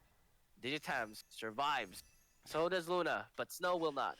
Skin of teeth. Snow out, and I believe Snow was our LC. So again, LC just not really able to put up the numbers like they used to anymore. You know, the ogre caps don't work on them. They can't get healed during their duels. Yada yada. Right? There's just so many things about it. So Digi is still on the precipice. We'll go over to Digi's just to track that. Does actually replace the Snapfire with a Dragon Knight. So I guess one star snap is just not enough in round 24, Blue. Yeah, one star. We'll see if he's able to do much against Shame, though. I mean, Shame still very healthy. Unfortunately, all of his units gonna get fallen apart here. The Slark is in the back with the Void buff, actually managing to survive. Actually gonna pick off everything. The Assassins actually turn this around quite quickly, and from 0 to 100 real quick, quite literally, as Shame takes 15 damage, and Digitimes brings it back, just barely there. All right, Lefania. Goodbye, Luna. We knew ye well. Lost against the clone of Haseo, who's sitting at 20. Haseo now actually fighting up against Alone in the Dark will take 7, which means we have a very clear health winner right now. Alone in the Dark is sitting at 54 in a lobby of red. And Luna just outside that top 4 situation. So we will not have Warriors into a top 4. Digi is still actually holding strong with the Assassins, although it is, skin of his teeth, but still into a top 4. Picked up a Satanic, and that's going on the Dragon Knight. I saw the other day, Blue, a 3-star Juggernaut with Satanic. Do you know how bloody hard it is to kill a 3-star Juggernaut with Satanic? I can imagine Blade Fury with Satanic. Whew. Yeah. Good luck. Yeah, so I'm curious to see how this Dragon Knight will do for Digi here. On a 10-second cooldown as well means that you can Blade Fury and then Satanic and force that loop, and you're gonna have a fun time. Yeah, He's against hard. Spirits though. Spirits versus Assassins. We'll see if the Assassins manage to pick them up before Death Slimes come out, because Death Slime number 1 gonna come out, kill off the Ember Spirit. Death Slime number 2 gonna come in. The Templar Assassin actually manages to leave before the Death Slimes connect, but Death Slime number 3 gonna do so much assassin damage. And where do they go? Where do they come from? Cotton Eye Joe. The Assassins all gone. Digitime's gonna take 11. Hasioplex gonna take 17. Drops a 3rd. And Shame versus Alone in the Dark will be our top 2. It is it is Spirits versus Summoners. Yeah, so Spirits are actually at the top of the walk at this one. 2 Druids splashed in with some extra mana regen from the humans, but 3 Magic, the 3 Summoner, and Let's Go Crazy Hobgin. There's just no bombs today, man. All the Hobgins were Let's Go Crazy. Shame, on the other hand, is the Summoner build that we talked about earlier, has Trolls splashed in, but is that going to be enough to even dent the Spirits and their elusiveness? They don't have a disruptor. Shame has a lack of disruptors, so it can't really stop these Spirits from looking in, bolting like that. Death Slime number 1 gonna do so much damage. Just gonna pierce through everything. Counter Blast as well. On top of that, Death Slime number 2 gonna come in before the Spirits are rooted. Just gonna become invulnerable here. Death Slime number 3 comes out, gonna hit nothing, but that's more than perfectly fine, because look at all of the units that have already dropped like flies. The Explosivo as well gonna do some sweet damage connection. Devil Slam number 4 gonna miss again, mostly just for invulnerability, and will finally pick up the Venomancer in the back. And Shame takes 8. 8-0. Dang. Alone in the Dark in the late game, not giving up a game. He's 18-8 overall. And 54 health. Like, this is a good buffer. We're at 10 for Alone in the Dark. Shame at 6 gold, sitting at 9 units, has to always fight upward against the spirits. And there are 5 spirits on board with a 2-star Lich now added into the mix there. So we're looking for the 2-star Kato. We have a 2-star Lich and a 2-star Crystal are all the hopefuls here for the Magic side of things. And Alone in the Dark will always have the unit advantage in these matchups. Alone in the Dark on the left hand, trying to spread out his units so that Death Slam does less, but the Yosef are gonna catch the Slark as it tries to do stuff. Death Slam number 1 is gonna pierce through, does a lot of damage, but the Counter Blast is cancelled out quite quickly. The Lich Ult gonna bounce through. Death Slam number 2 doesn't do as much. Death Slam number 3 though, we'll see how much impact that doesn't hit. So many units. The Enthrall stolen the Earth Spirit, but I'm not sure if that's gonna be enough as Death Slam number 4 comes in, gonna pierce through a lot more units. The Serpent Wards making it a bit more problematic as the positioning of a lot of the AI is getting confused. Death Slam number 5 gonna do so much more damage, but Shame is finally gonna take 17 damage as Alone in the Dark will take it. Well done. Alone in the Dark, 54 health by the end of it in a Group A lobby. That's not easy to do, but 5 spirits on board, didn't even need those 2 stars to make it happen, and that will be that. So congratulations, Alone in the Dark, Shame, Haseo, and Digi sneaking into 4th, but our bottom 4, we will be seeing into some lower tier lobbies coming up in the next few rounds. All right, so that is Group A done and dusted for round 2. We're going to take a quick look around to see if there are any lobbies still left rolling. And there are a few. Round C and D are both in round 28. Round I is in 29. Those are the only ones I have because the rest of the bots haven't taken my friend requests. I wonder who can help me with that. So we'll jump into C. And you can follow me on that one, yeah, Blue? Yep. Yeah, I can jump into C. Everything after D is asleep for me. I don't know. They're all offline. But regardless, we will be watching. Oh, look at this. There's 3 players still alive. Looks like one hell of a brawny strat on one of them. And the axe is in the back, actually. The axe had a blink dagger? No, he had a Deadeye. There is a brawny. Dark Rook is at 10 unit brawny. Second place at 6 health. 152 kills in 30 rounds. Pretty damn good. Grimjoe at the bottom, also brawny. 113 kills with a hell of a lot of supporting units. And then Purback is also brawny. Oh my god, there are 3 brawny kills. What? We are in a Macho Man contest, my guy. This is a Macho Man Randy Savage contest. We will see who comes out on top here. There is a Vesher of a Tyrant, but Act counters that quite easily. Mortimer's Kisses trades here. So many disruptive silences, but they're only slowing down inevitable. Dunk number 1 comes out from the Axe. Dunk number 2 comes out for the Axe. Deadeye, I just realized, Deadeye buff on the Axe is insane because then he just follows the lowest HP target and then dunks it in the face. That's actually incredibly smart coming from Pevok here, and will continue to onwards to dunk everything in its warpath because dunk nullifies what Veteran the Tyrant does. So dunk number 3, dunk number 4. My god, I think it dunked 5 people there. Well, there goes Grimjow into 3rd place here of Lobby C. So that leaves us with a Brawny v Brawny. All 3 Brawny players had 100 plus kills. I think we are 113 to 174. That's not something you see a lot of. I'm actually really impressed that Perfect has so many supporting alliances to go with it here. If you look at Darkrook, not nearly so many, but 152 kills on Dark versus the 185 Brawnies on Pervac. And this has been something of a theory craft for a while, at least in some of the Underlords channels of mine.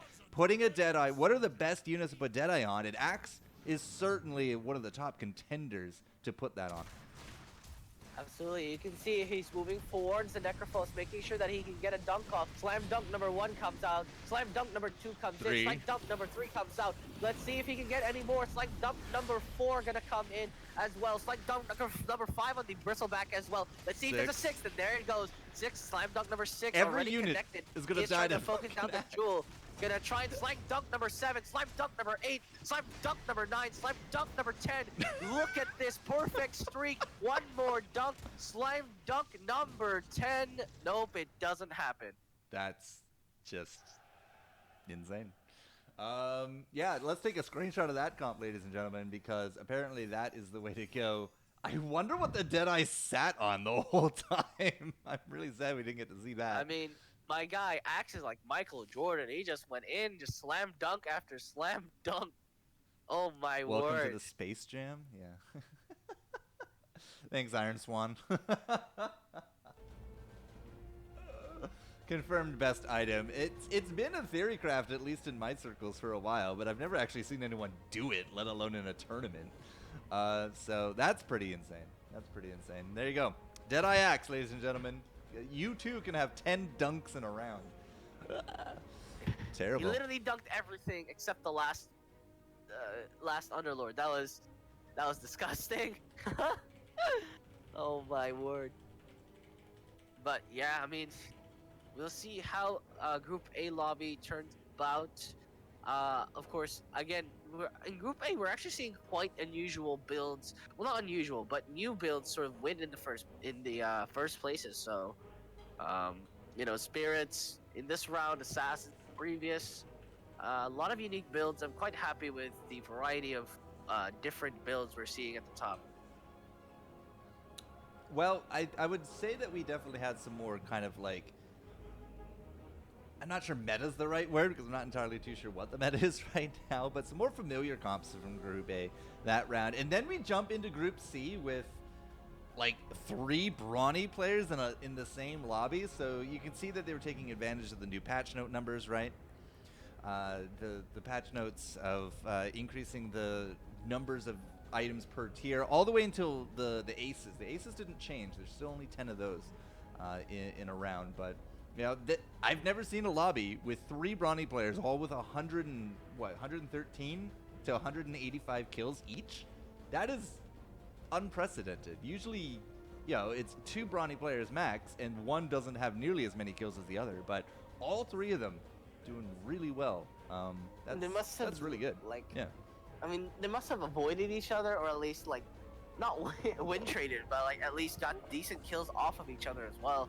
Because my God, yeah, the Brawny's 174, 154, and like 140 something. So ridiculously high amounts. It's not like that's very easy to reach. So that's quite interesting. So we don't actually have access to any other rounds right now. Apparently, Group H is taking its time, which is fine. It's not a big deal.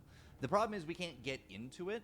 So rather than just kind of sitting here and trying to make up things to talk, I'm just going to throw it to a break. When we come back, we'll go over scoreboards once they're ready. We'll get into the next lobbies, and then we'll look into round 3 once all of it's calculated. So this will be a bit more of an extended break. I'm going to put up 15 minutes. I don't expect it to take 15 minutes, but it's just to kind of cover everything. So this is your drink break, your potty break. Go grab some food, guys. We will be back with the wrap-up of round 2 once all the rounds are done. And once the admins get us that info, we will get that to you. So bit of an extended hiatus, but we will be back within 15.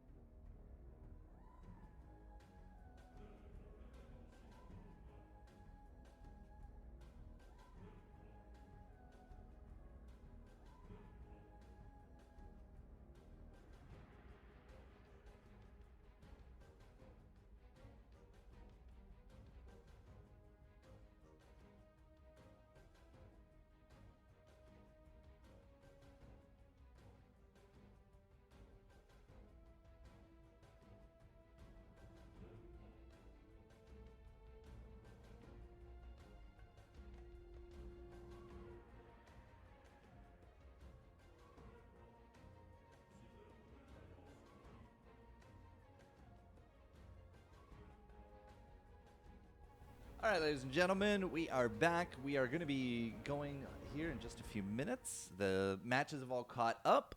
All the updates have been done. So without further ado, the wrap-up of round 2 puts us with Alone in the Dark with back-to-back wins as our clear point winner for today so far. Yeah, I mean, looking at the scoreboard, Alone in the Dark doubling up. I mean, technically speaking, right, in our first lobby, someone's definitely going to be doubling up. But the question is if anybody else was going to do the same thing in their other lobbies. But yeah, I mean, we'll see how it goes about. Alone in the Dark still definitely. We'll see if he remains consistent.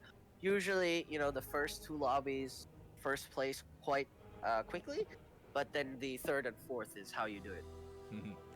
Digi was like, nah, I'm on stream again, Pepe.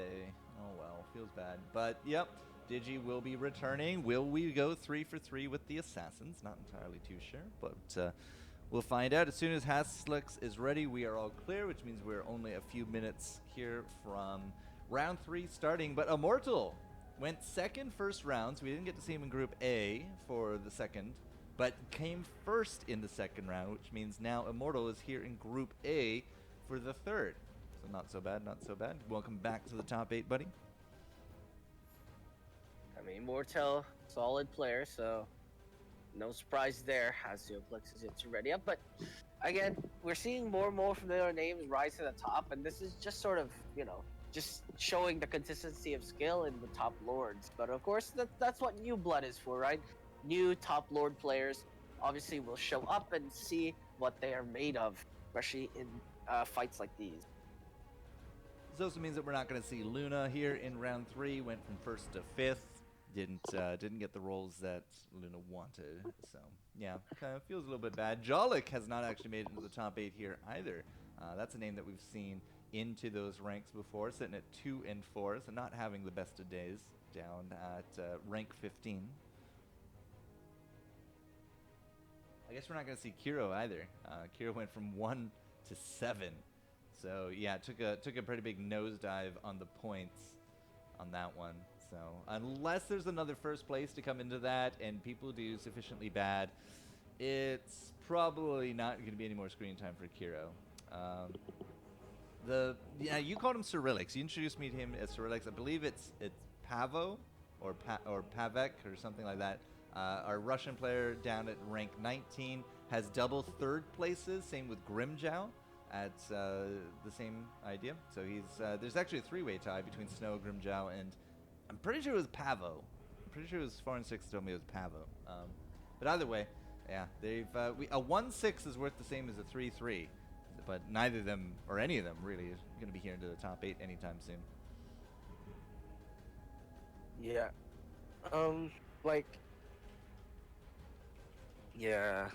At the moment, our top looking quite solid here. Struggling at this early in the morning a little bit, aren't you, Blue? A little bit struggling, but there's not much to say at the moment. Just quite solid players at the top. I mean, again, we usually see Pavo. Is the name? Pavo. We see him in the top lobby often. Just not this time. And again, that's just because sometimes the meta's just not for you. Maybe you don't get the right composition. Maybe you are learning a new composition. You try it out, or maybe just somebody just outplays you in one of the lobbies. So we see that a variety, but that's why we have several weeks right before the finals. So you get the opportunity to see how far you get. We're just waiting on Haseoplex here for Group A. Apparently, some kind of IRL quick emergencies. So it's all right. We're not that far behind by any means. If it takes another 5 to 10 minutes, though, then Group A is definitely going to be lagging behind when it comes to the start. But Shame, Alone in the Dark, Shifu, Immortal, Digitams, Pervac, and Glucose are at least already here in the top lobby. So Grimjow was saying that in the last round that they had, where we jumped into Group C and there's 3 brawny players, which blew our mind a little bit, basically there's a 2-star beast like in the second round, and then the other 2 both had 2-star bristles. So none of them wanted to give that up. Yeah. Yeah, That's how it goes, right? yeah. Just, I mean, again, I say that you should usually drop it, but if you both have the exact same rosters and you're half committed into it, I'm not surprised you stay in it. All right, we have started. Digi is enjoying the format. Can't get knocked out in round one. Yeah, everybody gets to play. It's good times. And what are we going to get here first round, Blue? It's really anybody's game, anybody's comp, but 2 Legion Commanders for Alone in the Dark. Right off the bat. Ooh, perfect. What a perfect way to start the matchup. The question is if it stay that way. I wanna watch Alone in the Dark just to see if he gets 2 win duels. 2 winning duels right off the bat. Yeah. No, I mean, we might see a, a 10 damage Magnus if he's not careful here. Wouldn't But that no, be it looks something? like you might actually win this one. 2 Oh, duels! 2 no, duels! That's no, oh no. Doesn't win Neither either. of them won that. They didn't stagger it, so neither of them could win, and he still lost the fight. So yeah. But nobody got duel Oh. damage. That's kind of the silver lining right there. If you're gonna I lose mean, the duel, yeah, it's better just to let it wear off and not give away that Right. permanent damage.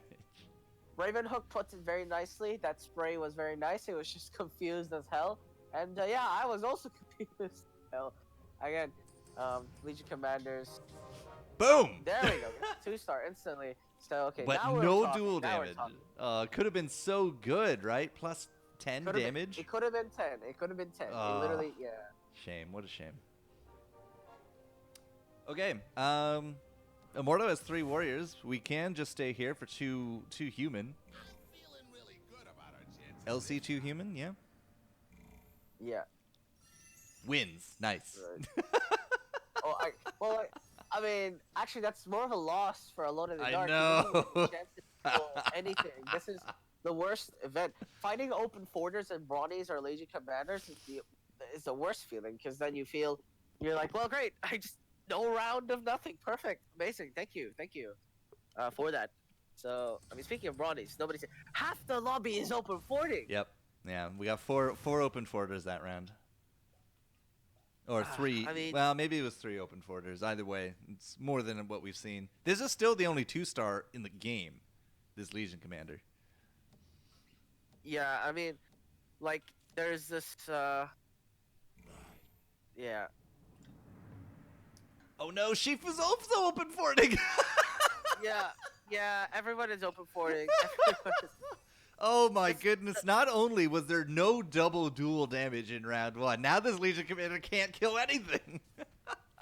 And there's too many open forders. Oh, Oh boy. that spray I mean, is on point, man.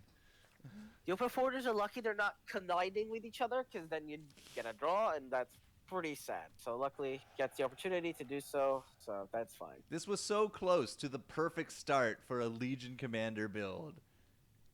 And now, nothing. 4 rounds in, 1 kill. Oh, so heartbreaking. Absolutely heartbreaking. Okay, 2-star Slardar now in for Immortal, who has been sticking with the 3 warriors since round 1. Digitams is the only one streaking, so we'll go up there. Alone in the Dark went up against Immortal, so somebody's going to get a kill here. Absolutely, someone's gonna get a kill here. Duel comes out on the side of Alone in the Dark. We'll see if he gets a pick off here or not. Nope, not even. He still doesn't get a single point. Again, Digitams, as you mentioned, gets that win solidly on Shame. So that is fine. This is all just going, to hell in a handbasket for Alone in the Dark. That the only other 2-star in the lobby, and they run into 3 warriors. Feels bad. Okay, so we'll stick with Digi now. Digi has the choice. Oh, okay. I was going to say a choice of an Ogre Cap or a Deadeye, but doesn't seem to favor either of them. So instead, it's going to be Mana Boots on Bristle. Can Bristle even proc Mana Boots? Yes, actually instantly. Oh, right. It still takes mana for the quill spray. It's not like automatic Hmm or anything. Okay. Cool. Good, good, good. Good, good, Yeah. good. So it's to essentially use it instantly. Digitams probably just wants to instantly get a treant out. No shenanigans here. Unfortunately, it's an open fort, so it doesn't matter. This is the most amount. So, yeah, this is what we're used to. Open forters dipping into the 80s for their health before they finally put something out on the board. The thing is, in the last 2 rounds today, we saw like people stopping at 95 open forting. So this is a bit of a throwback for us, a little bit unexpected at this point. Even bigger is that there are no 2-stars on any of these any of these people in 80 health have 0 2-stars. That's a lie. We just got a Bloodseeker for Glucose. So Glucose has 2 Bloodseekers on board for Bloodbound. That's it. That's all he's got. There we go. Finally, some of these 2-stars are now coming out. You can see them all kind of going in. Thank goodness. I was going to say, if you're open forting, you can't even get 2-stars, and you're dipping into 70 health, you're in trouble. Yeah, I mean, at this point in time, at least Digitabs, again, continuing his win streak here. It's already below 80, as you mentioned, per box. And Morbius is actually melting through all of these bristlebacks, and the insects are still a big pest, so will break the streak, and Hasioplex keeps his. Very nicely done there. So that was a 5 streak broken. Digi got a few extra bonus golds here and there, right? So that's okay. I know we just talked about Glucose. I'm just going to go over to his game because he won it pretty handily. That's 2 2-star Bloodseekers. There are 2 2-star Bloodseekers. The problem is there's not like any kills on the one that's been fighting. All of the kills, I guess, are going to these Snapfires? Question mark? Yeah. Weird. Maybe too many open forts. I don't know, but could be a 3-star Bloodseeker sometime soon. Alone of the Dark has 2 2-star Legions on board. So yeah, things are getting spicy quick here. Who are we following? Yeah, I mean, Hasioplex at the moment. I'm on Hasioplex, but we can stay on Immortal if you Well, want. Hasio just lost, so. Yeah. Immortal Yeah. might win. He will secure this one. Legion Commander's not gonna do much here. Gonna get picked off as well. It's no demons for these Legion Commanders. Oh no, we actually had a demon in for the Legion Commander that round, a 1-star Shadow Demon. The pure damage just wasn't enough, I guess. So, c'est la vie. All right, definitely a weird round 3 today, Blue. Yeah, definitely a bit of a stranger. We are still fighting Digitams and Shifu. Oh, it's Arc Wardens versus Treants. That is a lot of Arc Wardens. Holy crap! All the clones. Wait, does Shifu have? Shifu has 4 Primordial. There's no way Digi's winning this at all. Look at these Arc Wardens. They're just chomping at the bit. Bonk, bonk, bonk, bonk. And there's more of them. They keep growing. Numbers grow. Look at my Wardens. My Warden's amazing. And they're still idle to deal with, even if you kill them. So unfortunate there. That leaves us with Immortals, the only streaker, and our 3rd Warriors player today. Went Warriors round 1, has stuck with it since, and is streaking now. Has 1 loss on a record in 7 rounds. 8 rounds. Yeah. Doing quite okay as well. So. Is that Assassins? Immortal. Sorry, is Hasio Assassins? He is. 3 Assassin are in. Yeah. Ooh. Doesn't matter. Running. Yeah. Unfortunately, gets bursted down, of course, by the Warriors, but still, very fancy strategy. We'll see if that pays off. I mean, we saw Digitams do it previously, so we'll see. Oh my goodness. I really want to know where Glucose is going to take their build. Glucose still fighting Alone in the Dark. The double Bloodseekers have fallen, but it's this 2-star Queen of Pain that will not win up against the 2-star Bat. So that's, it's 2 damage, but 2 damage is, of course, 2 damage. Look, it's such, like, look at the board of Glucose. I don't even know where to go. Are we piking? Is Glucose going to pike? No. Armlet? Can't Armlet a 3-star Bloodseeker, right? Took the target dummy. Took the target dummy. Yeah. Yeah. I don't know. This board is super This weird beard. to me. Therefore, Yeah. beard, because the board is weird. Yeah, I don't know. Glucose is not sitting in last, but I'm going to be keeping a very interested eye to see where that goes. Back to Immortal. Immortal slots in that Lycan. So, all right. Streak it up, buddy. Yeah, at the moment, Mortal making sure that he stays on this win streak. We'll see if the Mortimer's Kisses will change stuff. She is silenced and now exposed, especially with the minus armor reduction. Will get pummeled here. Mortimer's Kisses gonna land. Not enough though. So another win for Immortal there. Quite a interestingly paced game. It was unusual, but now builds are coming out. We have 2 knights this time, so expect one of them to be top 4 at least, maybe. Glucose 1 up against Digi. All right, cool. That's Shifu and Shame. Shame is one of those Knights players you're talking about. 3 streak. We'll take a chunk out of Shifu there as well. This is also now Underlords, so we'll put up the tab. But 3 Warriors reigning supreme as Immortal needs 1 more win to finish streak. Goes into the yoinking Eno, so I'm pretty sure it's a solo build. This is going to be Warriors for sure. There's no more flip-flopping around for him. Another yoink. For Pervak. Pervak down to the bottom with the Brawnies. So welcome back, Enos. 1 Hobgin. It's going to be friendly fire. And with 4 Primordials, you can probably assume that Shifu's looking for some magic to splash into that. Most likely. But yeah, Shame and Immortal still in this. We'll see if he finishes the streak now against Shifu, speaking of which. Look at Shifu's composition. I mean, this is the classic way you try to hold your mages. You just stuff them in the corner, put some sandbags in front of them and a target dummy so that they're as safe as possible in the back. Again, the Arc Wardens in the back, and it slowly starts scaling up as long as time is bought. Diano gonna make sure that they're gonna get peeled off of the mages and the bombs as well. Gonna finally seal the deal on a lot of the units of Mortal, unfortunately unable to push through these barricades. And that's the death of the streak as well. And that was the last round he needed. So no bonus gold. Goes up, almost everybody up to 6 now as well. So Warriors don't really do super great against mages. And Shifu was 3 mage, 4 primordial for that round, right? We had the 2 scaled, but it wasn't enough. 20% is just not going to be there. So Shame now streaking 4 knights, 3 trolls, 2 healers, and a pear tree. A Chaos Knight up there as well. So Knights, still a solid build. Absolutely still available for the fight. Immortal. Shame. Now against Digitams.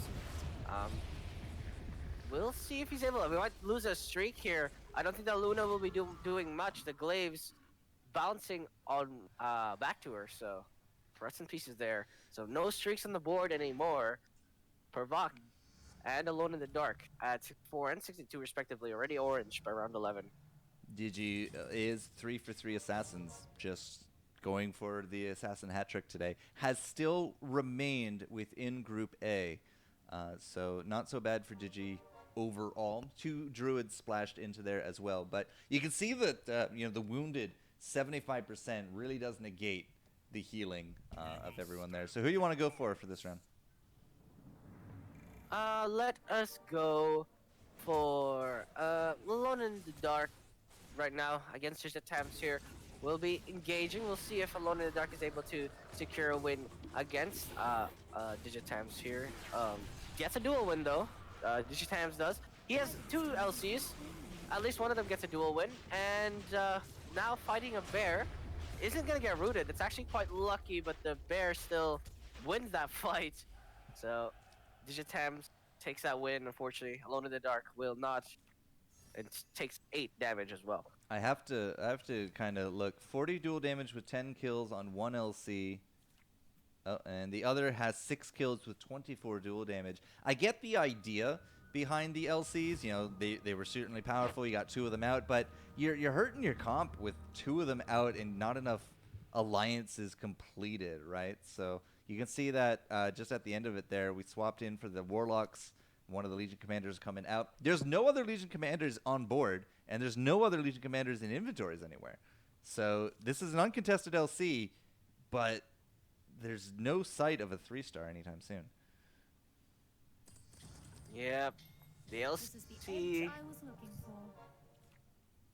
3-star LC is definitely a saving grace to just optimize the board, but Alone in the Dark still searching for it. And the odds are getting lower and lower the higher level you go, and the lower your HP goes as well. So right now, right now with Shifu here, with the mage composition, we will see. I mean, this is actually quite again the very solid defense.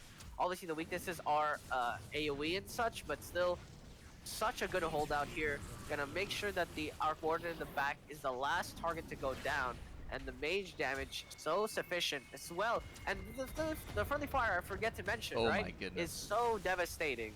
Making sure that Hobgoblin doesn't go down is essential. And there's nobody that's running punch at the moment, so you can't even, you know, disorient the formation. Yeah, almost no Heartless today in any of our lobbies. There's no Hunters. Wait. There's no Heartless. We've seen maybe a splash of 2 Heartless at most. That's it. We haven't seen anybody actually pumping Heartless Hunters. I think perhaps players are looking at the composition and thinking that there's a lack of damage. Honestly, I don't blame them too much. I mean, there is in fact a slight lack of damage in comparison to everybody. I mean, if we see everybody's builds, they either burst or take their sweet time, and hunters are in between. Oh, That sort of idea. is that what you're talking about? Glucose got that 3-star Bloodseeker finally. Yeah, there you go. We'll check it out after Solid. this round. We're still on Shifu. Yeah, exactly. Requiem connects here. Mortimer's Kisses might actually shatter this formation a little bit, but Hobgoblin Friendly Fire gonna land and turn the tables here as the Dang. bombs point blank the Lone Druid and the Magnus. And look at that, Jewel is the only one standing, but not for long. Will drop to the floor as cannonball straight into his face. 3-star Bloodseeker. I didn't actually get a click on it there at the end. It still has 2-star Dragons.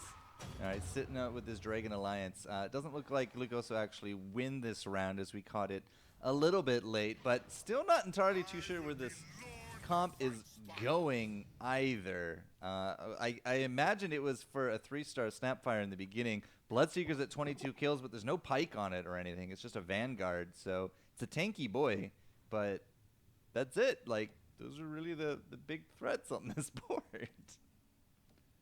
Strange. Back to Shifu and this corner comp. I gotta say that the splash of like the Enigma has certainly done huge waves in these fights. The Midnight Pulse buying some time as well as just being there to like eat attacks is just so good. Eidolon comes up, the Knights are distracted, they're spread out at the moment, but that's what Friendly Fire is for, and bombs away, connecting on so many units. Boom, just blows up the Luna, shreds the Chaos Knight, and Cannon. just point blanks the Sword Spirit. I mean, what more can you ask for? Just blows it up to smithereens. That was great. Yeah. Enigma does, you know, maybe not the top of the charts for damage, but that Midnight Pulse, especially if it's centered on the attackers coming in, right, like in this middle area, it shreds anybody trying to get into this corner, and it's all percentage health damage, and then Hobgin throws out the friendly fires, and then we hit them with the Shadow Fiend. It's really good. I haven't seen a Ford Primordial in a while, but I'm really liking how it's all come together here for Shifu. Alright, Shifu right now. Let's see if he can complete the streak against Alone in the Dark. This Night Strat gets a duel off on the Tiny. That means the toss is gonna be non-existent. Sword Spirit also died as well. This is looking like a disaster. This might be the first loss. It'll be very unfortunate because he's quite close to finishing that streak. Golem gonna drop as well, and there doesn't seem to be enough damage here. The Golem starts chopping through. Explosivo connects, but the heal bomb is way too much from the Omni Knight. The Arc Warden trying to do its best, but the Eidolons are only slowing down the inevitable. There is nothing left in the tank, so Shifu will be breaking that streak Alone in the Dark Shell. Take that upon himself, and is now, in fact, the one streaking here. Yeah, I wouldn't expect Shifu to crack the Knights. 5 Knights on board with 2 Troll for Alone in the Dark. So, ooh, these are... You got to go Octarine. Yeah, that wasn't even a choice for Shifu. But we'll head over to Alone in the Dark, who does have another Legion Commander on bench. So just 2 Legion Commanders away from getting that into a 3-star territory. Yep. Must be a I six-star mean, Knights. Wait, we got a Sven in the back here. well, there's not really much space to put it in, right? You'd rather have the troll buff, so just gonna Right, wait to but he has two hit level troll. 8. He has two troll. Yeah, I know, but I mean, like, if he puts in Sven after leveling, or if he puts in Sven right now, he'd lose the troll buff. So, Yeah, but um, we'll go into yeah, 8. We'll go into 8 for sure. exactly. So right now, Alone in the Dark versus Provoc, Brawnies, Serpent Wards Roth, gonna do some tickle damage here. I know trying to do as much damage as he possibly can, but I know can only slow down and heal his own team at this point. Golem gonna drop, and I know, unfortunately, will be unable to do anything else here, as he will be the last one to fall. Make it a little bit tricky as he steals Stonehold Cloak to heal himself up, but not enough there. Eno stealing the stone cloak could be good, could be bad, depends on the Eno. If the Eno has 0 kills, well, at least your opponents don't have it. So there's level 8 coming in for a bunch of players. Right on the money here of round 18. We talked a little bit about Immortal earlier on. Immortal has definitely come more into middle of the pack with the Warrior comp sitting at 4 Warrior. 2 Heartless, 2 Warlocks. So, yeah, not going to be 6 Warriors. Maybe next level for Immortal, but at least not there. There's the 6th Knight as Alone in the Dark goes up to 8, and yeah, that's what we're talking about. 6 Knights now on board. So this should repel pretty much everything you would imagine, right? Yeah. At this point in time, Alone in the Dark, Digitams. Ooh, this some decent damage going here. Oh, yes, Omni the Knight, Slark. gonna try to heal bomb the back. The Slark though is going ham. He has to deal with that because the Slark is getting stronger and stronger. And if Luna goes down, then that's your only main damage source. He misses the heal bomb. Omni Knight was slightly too late, so the Slark will be securing the rest of these kills. Easy peasy. And Alone in the Dark will be taking 10. Streak is broken. Shame replaces it. So 6 Knight obviously are not invincible because one of the big key comps that do defeat it is Assassin. And Digitem was 6 Assassin, 2 Druid. So yeah, it's good to see that build is actually doing what it's supposed to. But with a 2-star Treant Protector and a 2-star Lone Druid up out front, if we can find another Lone Druid, that would be a 3-star Druid as the front lines. This also means this is our first Assassin's player that doesn't have double dragons out front. You got to wonder if Glucose is kind of the problem with that one, because Glucose did steal quite a few of those Snapfires early on. Yeah. Stealing the Snapfires. We'll have to find another way to maybe perhaps get around that. So we'll see. Doing some decent damage. The 3-star Bloodseeker actually in top of the Mortimer's Kiss is gonna melt away a lot of the HP of these knights, but luckily the minion of an E6 making sure that the Bloodseeker does nothing here. Finally keeps off the Luna, and it's still enthralled, will get picked off, and will not get stolen as the enthrall expires. Chaos Knight comes back though in the fray, and that's probably the best IO relocate I've seen in a while. Manages to bring back an actual useful unit and Yikes. cleans up the rest of the crew. Yeah, that thing hit really bloody hard. The demons. It's just the one demon. Well, I guess an Essex, right? An Essex had extra demons on board. So An yeah. Essex's minion counts as a demon. Yeah, So so that was a 1,088 hit there from the Chaos Knight. So yeah, good stuff. The relocate is like it's not really meant for the Luna. The whole point of the IO here is just to buff the Luna, and the Luna has the Dragonlance, so they don't go anywhere, right? They don't go anywhere. But it was exactly. a really good revive on the Chaos Knight. Keeps him the streak. We'll continue on with Shame at least one more round. We'll keep an eye on Alone in the Dark's health because they're down to 25 with the 6 Knights. But oh, it's gonna be Shame and Alone anyways here. So have at it.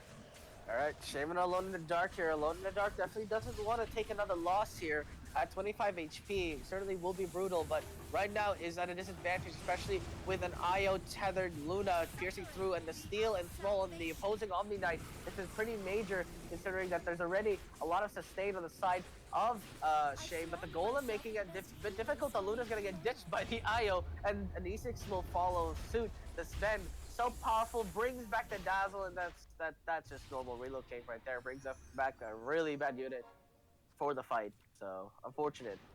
See, I like the idea of Luna with Dragonlance, and don't get me wrong, Luna pumped out the damage. Look at the Moonglaves just hitting people on that one. But the Dragonlance is such a weak item overall, right? Plus 20 damage. You're going into round 21. You need this damage dealing Luna to really pump out more of the hits. Well, now you have a global IO, so it'll never leave the Luna. So this feels a lot better. If they had passed over the Mask of Madness, I was definitely going to be like question mark. But I like this setup a lot better here. Yeah, absolutely. I mean, right now, Shame has a much better composition, has low druid as well, so that's a guaranteed 2-star. So right now, we'll see where this takes him.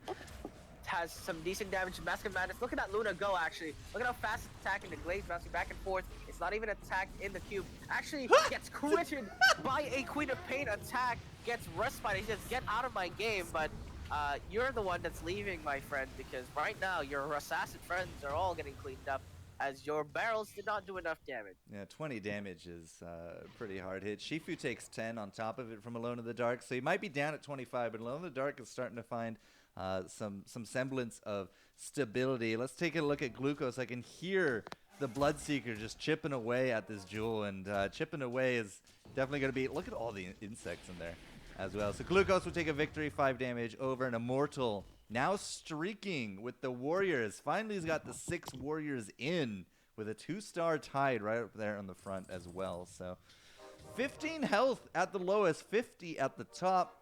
What do you think? What do you think, Blue? You want to stick with the streak, or you want to look down at the bottom of the list?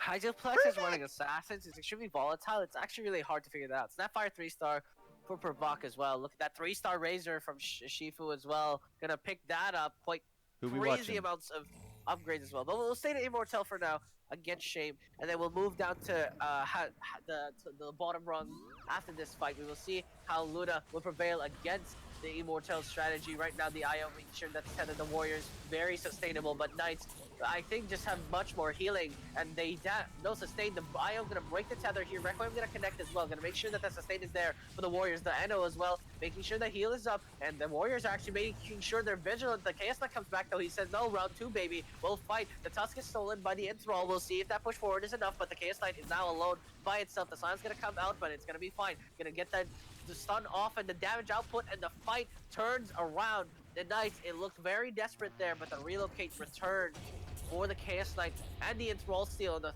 Tusk just swiftly changed the fight as Luna survives. That healing Eno, man. 4,000 healing. Definitely beat out the Necrophos Dazzle combination, but whew, Warriors just don't go down that easy. But still, Immortal, that was a very quick 3-0 streak that is now gone.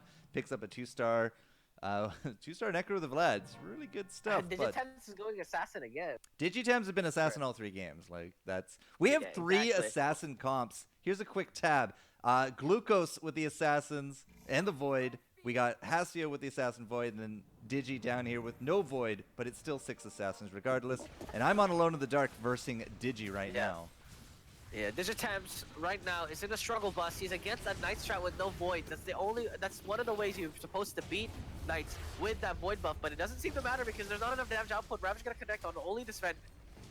So the Sven gonna be shut down here as well as the Perma Root. So Digitems will get this win, and unfortunately, Alone in the Dark will go out last. And usually the bottom 3, the bottom 3 Assassins are still here. They're kicking, but in true Assassin fashion, very squishy. Pervac with that 3-star Snapfire with a Blade Mail. Looks like that's doing enough. Blade Mail maybe not so much, but the extra armor allowing the Mortimer Kisses to get out and just hit people. Really good stuff. So Pervac will win that one. Alone in the Dark, it was a good run. Sort of. Never got that 3-star LC. 3-star Spirit for Shifu. Hello. We eventually sold off, maybe this is why Pervac was able to get those Snapfires. We eventually sold off the double 2-star Snapfires for Glucose. Has no Warriors, sorry, has no Dragons in here as well, but has kept the Bloodseeker, and it is now cleaving Blue. Is that going to be enough here with Void? It's a Bloodseeker Void comp. Well, unfortunately, the Ember Spirit is not leveled up, so the Battle Fury is not in its most optimal state. The Bloodseeker, though, certainly will try. Sleight of Fist gonna connect onto him, but the bouncing back and forth walks into the Chrono Cube. Not the greatest thing in the world. Now will also stun itself. Now actually gonna get completely locked down. It's up to the Assassins and the rest of his composition, but the slowdown of the attack speed and the root, the Bloodseeker is just completely shut down. And unfortunately, Glucose will go out along with Haziel Plexus. Digitams proves himself the Alpha Assassin, the only one standing amongst his peers, The his only one brothers, without Void. The only one as without well. Void. Ironically enough, yeah. Ooh. Oh, picks up a Heart of Tarask as well. Nope. Nope, decides against it. Vlad's? Aegis? It's Vlad's, Vlad's or I mean- Aegis. It's probably Vlad's. Aegis would be nice on TA. Nah, it's Vlad's. Yeah. No, it's Aegis. He picked up Aegis. He's had Vlad's. That's what I'm saying. He already had Vlad's, so he Right. picked up Aegis Good on call. TA. And that's a Yeah. 2-star Slark. Ooh, baby. Yeah, oh, Now baby. it gets the Vladimir's- Vlads. Vlad Slark, yeah, keeping life still going. Battle Fury. This is almost ideal here, especially with the Aegis on the TA. It's gonna have 2 lives, especially with its damage output. Of course, you want Voids, but with no money, he's gonna stick with what he has, aka a 1-star Tidehunter to bring the stun. Maybe hopefully buy enough time. Of course, luckily against Pervok, there's not enough damage reduction here to really matter. Snapfire 3-star though is gonna melt away these assassins. If they manage to connect the Disruptor, gonna silence the Static Storm, gonna shut down the Tidehunter, but Ravage already connected. Mortimer's case is gonna finally connect on the Bloodseeker, gonna try and pick it off. Sorry, Lone Druid, do as much possible damage as possible. Rune's gonna connect as well in the backline. The assassins are all getting picked off. The Sleight of Fist not gonna connect one more time, unfortunately. The Void Spirit still alive. Sorry, the Templar Assassin still alive along with the Viper, gonna do as much damage as possible. Snapfire still so healthy, but finally gets rooted here, trying to get pick off. The Slark was doing a lot of damage, but finally gets eliminated from the fight. The Assassin still has Aegis, hasn't procced yet, so it's against a Juggernaut and a Anno. Let's see if it crits enough. Dead once. We'll see if the second death will keep it going. It finally comes back, but no, it just gets obliterated there as it comes back into life. I don't think the Templar Refract will do very well against Whirlwind at all. Oh, it got popped almost immediately. Ridiculous. So Digi doesn't die. And this is actually kind of how last few rounds went. Digi went first place in the first game and then just kind of eked in for top 4 with these assassins every other time. Is up against Immortals up at the top with the Warriors. 6 Warrior there. We have 6 Mages and then 4 Brawnies. So you would imagine if Digi can sneak in to either 10 units or replace for a Void, he could do okay, but gotta get there. This is the worst composition to fight against. He's going straight into a taunt. Sorcerer's gonna jump to the back as well as the Morphling as well. Disruptor silence. Where did your assassins go? To hell, that's where they're all obliterated. The Templar Assassin comes back into a Caudal Blast. Just a massive disaster. Digitams does not stand a chance. The mages clean you up like a vacuum. As Shifu takes that win, 22 damage. Digitams goes out 5th. That's the lowest ranking we've seen him actually land. But all 3 assassins back-to-back knockouts. Feels bad. LC was the first one out. Never forget. But the 6 Knights from Shame is now actually on the edge of defeat as well. Lost a chunk of health to Pervak. I think 18 health there. So Shame is up next. Finally has some Heartless. Again, only 2 Heartless. We've never seen more than 2 Heartless in all of our streamed games today. I don't know what happened to Heartless, but nobody's playing it today. The 6 Knights Everyone has a heart. Everybody has a heart? That's the reason? Well, yeah, exactly. When did they get it? Because Heartless was really popular before. Listen, it's the power of love. Immortal versus Shame. Will be engaging here Tombstone as well, making sure that these Knights, if they get picked off or if their own units get picked off, they have some sort of residue. Ravage gonna connect on the front line here. Omni Knight gonna get shut down. The Omni Knight already used Heal Bomb as well. The Apollo Shield Record gonna connect as well. Gonna make sure that the Survivor Slardar will keep his health all going, but Enthrall gonna steal it. Available, pushing forward. The Sven gets picked off. The Lotus in the back, still doing a lot of damage. IO relocate, gonna pick up the Witch Doctor, maybe try to Cascade the Slardar as well that was enthralled. He's gonna try and buy some tank. The Warriors are so healthy. The Annos are make sure they're all sustainable. The Glaives are being nullified by simply the Anno heal, the Blade Spin, and now just the Luna and the Anissix are not going to be enough. Shane will not be able to do enough damage against the Infinite Sustain of Immortal, and he will be going out in 3rd place. Shifu will be doing a lot of damage on Pervok as well, and we have our top 3. Immortal with the Warriors, Shifu with the Mages, which is our most performing Mages game that we've seen on stream today. By the way, we had four Primordial at one point, but it eventually got swapped out. This is also a Mage player with 2 3-stars. That is the most 3-stars we've seen on stream. We have seen some brawny 3-stars. We even had a few of those here this game. We had a 3-star Bloodseeker on top of it, but 2 3-stars in a Mage's comp in solos with 9 units. Good luck, Warriors. All right, against Immortal here. Remember, Immortal, he is very good at dealing with small chip damage, so Thorn Spirit's not going to do much, but Disrupt the Silen's going to make sure it's shut down. Requiem as well, going to get traded Cold Blast as well, clearing out with that burst damage, completely annihilating the entire squad, but Eno in the back here trying to disrupt the entire field of play, but Friendly Fire gonna burst down a lot of the rest of these units. The Necrophone's still alive, but Exo Team's gonna make sure that's not gonna happen. Eno's gonna leave. The Blade Spin gonna make sure its Master Mutants heal up. The Eno gonna make sure that the Juggernaut is not gonna go down. Titanic as well, gonna make sure that it's so healthy. The Demon buff actually on the Dawn of Circlet the Stool is gonna make sure it's alive, but the Juggernaut gonna get exploded by the Explosivo. Now a Demon versus Eno, and there's not enough damage. Shadow Fiend gonna get bursted by the poison and the attack damage, and Shifu loses by the skin of his teeth, and I'm sure Immortal is relieved and Shifu is furious. Well, Shifu needs to econ just a little bit more. Oh, he fights a Dagon. Yeah, that is a Dagon. Yeah, will they go for it? Shiva's guard could actually be really good for the defensive. It will be the Shivas instead. Probably throw it on. Okay, throw it on the Razor, not the unit I thought it was going to go on. But hey, I mean, the Razor could actually last a little bit longer. Pervac with the second 3-star. His Brawnies are so big. How many kills does he have? Pervac's sitting at 132 kills, and now with double 3-star front lines, both with blade mails. Good luck. Mortal gets a 2-star troll, however, to add to the lineup. This is still anybody's game. Exactly. Immortal will be fighting Immortal will be fighting Pervac. We'll jump to that because Shifu is fighting the Ghost of Immortal here. Pervac gonna try and fight through this one. Gonna do some burst damage, but this is a rock in a hard place. This is what an immovable object versus an immovable object look like, ladies and gentlemen. They're just healing each other. They're making sure they sustain each other. Something to try by some time. Ravage gonna connect on so many units. The Snapfire is so low. The Blade Mail gonna make sure that that punishment is coming clean. The Bristleback as well is so low. There's not enough sustain anymore. Necrophone's gonna try and heal them up, but the overload perhaps. But the Warriors, they're all dropping like flies. The Bristleback and the Snapfire is still alive. It's just the Juggernaut left, and out of the war of attrition, Pervac survives on the skin of his teeth on a lot of units, and now Shifu also beats Immortal, so Immortal in a bad spot.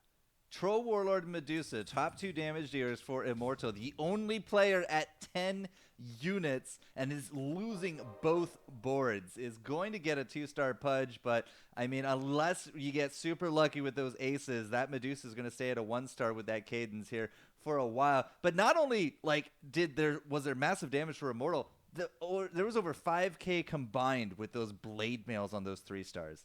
So Immortal literally dealing 5k damage back to himself just from attacks. Alright, push forward Pervac. Remember, he is able to sustain himself, but maybe against the Mages it will be too much. Counter Blast 1 connects, Disrupt the Silence as well, but Dunk comes in, Dunk number 2 comes out, Dunk number 3 comes in, Frostbite, don't give a damn, Friendly Fire gonna connect on so many units, but I don't think that's enough. Shifu will be punished, taking 18 damage, and Pervac, his bodies are so tanky, and the Mages have no front line, and no hope, no Refresher's Orb or any shenanigans like that.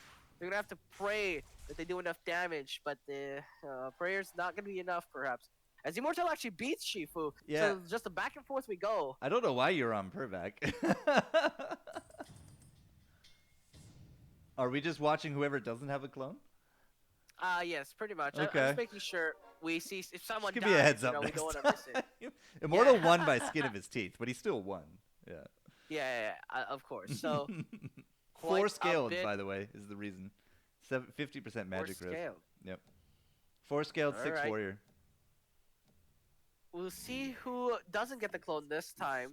I believe it should be Shifu versus Immortal here, and it looks like it is Immortal at 7 HP, Shifu at 12. We'll see how close this fight becomes because the Mages will see how they do. Remember, as you mentioned, the skin of his teeth will survive. Disrupt the Silence. Ravage gonna trade off. Requiem gonna connect as well. Counter Blast 1 will connect. There's another Counter Blast coming, I believe. Actually, no, I forgot. There's not enough there. Friendly Fire gonna drop. maybe try and pick off more units. The Counter Blast number 2 connects, and look at that. It looks like Immortel is unable to finish the job here. Troll Warlord doing his best, but no Satanic, nothing like that. So we'll just try and get a kill. Actually, Anno's still alive, along with the Troll Warlord. Counter Blast making sure that no shenanigans here as Immortel will finally get picked off. But the real #1 question is how will Shifu deal with Pervok? Pervak's still fighting? Lost against Immortal. Whoops. Not what you want to see against somebody who's already been knocked out. But good job, Immortal, getting the Warriors to 3rd place. This is now Magic versus Brawny.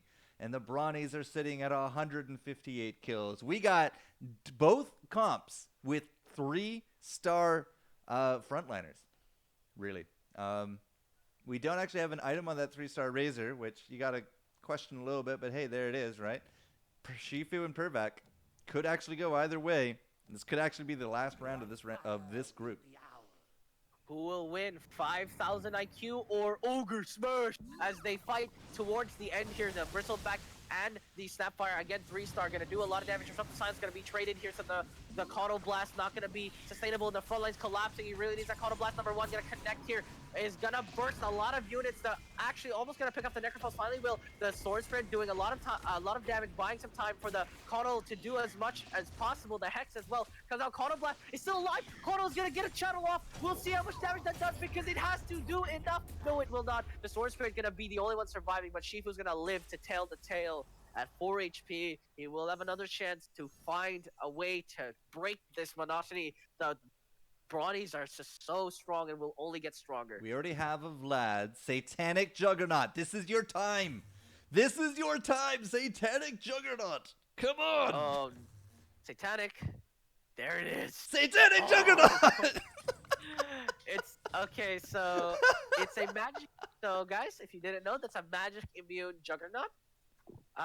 Who can infinitely heal itself. So fun times, fun times, fun times. 10-second cooldown, 250% lifesteal for 3 seconds. Yeah, and then Blade Fury. No, Blade Fury is a 12-second cooldown. So you can stagger them, and one will be active while the other isn't. It has a very high uptime essentially. Pervak versus Shifu. We'll see if Shifu is able to prevail. The Shiva's Guard hits on all the Brawnies. The Waveform connects. Disruptor Silence, I gotta connect as well. The Disruptor Silence actually misses. It goes off on the wrong side. The Blade Spin gonna keep the Juggernaut alive, but I'm not sure about the Counter being able to get the Counter Blast 1 off. Allows him to able to throw another one out so quickly. Counter Blast #2 actually is cancelled by the Silence, but the Brawnies are getting picked off. But the Satanic Lifestealer is the Satanic Juggernaut gonna make sure it stays alive, and Shifu will be going down. 2nd place as Pervok takes that with the Brawny composition. The mages just were overwhelmed by the amount of HP on these Brawnies. It was a good attempt there from Shifu at the end, just to try to bait that disruptor away so that it didn't stop like the Coddle Blast or the Razors or anything, but just too much to deal with, right? The 2-star disruptor got off a few more. The Satanic Juggernaut, the 3-star blade mails in the front. Yeah, it wasn't enough. So that's the first Brawny win today. Group A will finish up with, this is your top 4 of Pervak, Shifu, Immortal, and Shame, which means that we're done with Group A. And just reading with these notes from the admins, I believe that's it. That is it. So round 3 in the bags, ladies and gentlemen. This means our final round is yet to come with the top 8 that will flesh out the last round today. We should have the scoreboards here updated in just a moment. But, I mean, that could have gone any way of those top 3, right? Warriors, I would have imagined, should have beat the Brutes. The Brutes should have beat the Mages. And the Mages should have beat the Warriors. But it just came down to Brutes trumping everything by the end of it. Well, technically, Immortal did beat the Brawnies. So, yeah, you're right. In technicalities, yep, sure. Yeah, technically, he managed to get a win, but yeah, as you mentioned, the Brawnies got way too strong, yeah, it was quite brutal. We'll have to take a look at the scoreboard where everyone stands, but I'm sure Digitams is no longer in the top lobby, which is unfortunate going into the fourth game.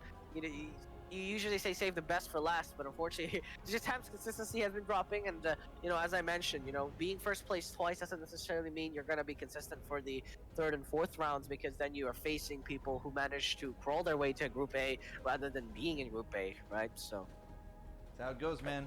That's how it goes. Like some days you just have great luck, other times you have terrible rolls, and you just can't do it. So exactly right. Skill mitigates luck, and it's all about how you deal with that. So right now, looking at our top lobby, do we have the scoreboard up? Uh, yes, we do. Okay. There we go. Digi, as you said, does drop to 14th because of that 5th place. 1-4-5, as I said, got twice into the round, the Group A rounds, but will not be in a stream for last. It will be Alone in the Dark sneaking it in. First 8th is still enough to squeak on by and get into this. Boot out 2 others, JSM and Tim Mad. We'll be mad that they didn't make it to the top 8. Mm-hmm. Oh, Alone in the Dark getting double first. Yeah. So super good there. Double first into 8th. Like, you feel on top of the world, and then all of a sudden your feet Bam. just cut out from under you, right? Feels bad. Yeah, exactly. Momoring also did not hit the top cut. Goes 5-2-2. Unfortunately, the 5th place early on did take a toll on his position. Maybe if he can get a first place win, maybe he can rise to the top as well. Float to the top. That's still pretty good, though. Like, yeah, that's pretty good. 5-second top second. Yeah. It feels bad about the 5th. You're right, but second is pretty good consistency, Momos. Don't feel bad about that, buddy. Consistency is key, of course. You can't go 1-1-8, right? Usually you can, though, because he's in our last lobby. Yeah. Apparently you can, but you'd rather be consistent, right? Like, pointing at consistency, Pervat goes 3-3-1-1. Look at Taf goes G. 2-1-3. 6-1. Yeah, see, Taf G, 6-1-1. There's a lot of glorious comebacks, right? It's all about being consistent. Even if you have a bad game, it's making sure that you are able to at least get the best out of it. Well, we do know who our lobby is going to be. Lobby is actually now on its way to being created, so we're going to put up a quick break, get some water. Last round of the day for Group A, Week 2, and we'll have our point totals, and then we'll throw into our overall league standings, as this does need to, kind of carry over week to week to get into our finals. So good luck, have fun. We'll be right back, a few minutes, and last round of the day, guys, here for Underlords Pro, Week 2. Don't go anywhere.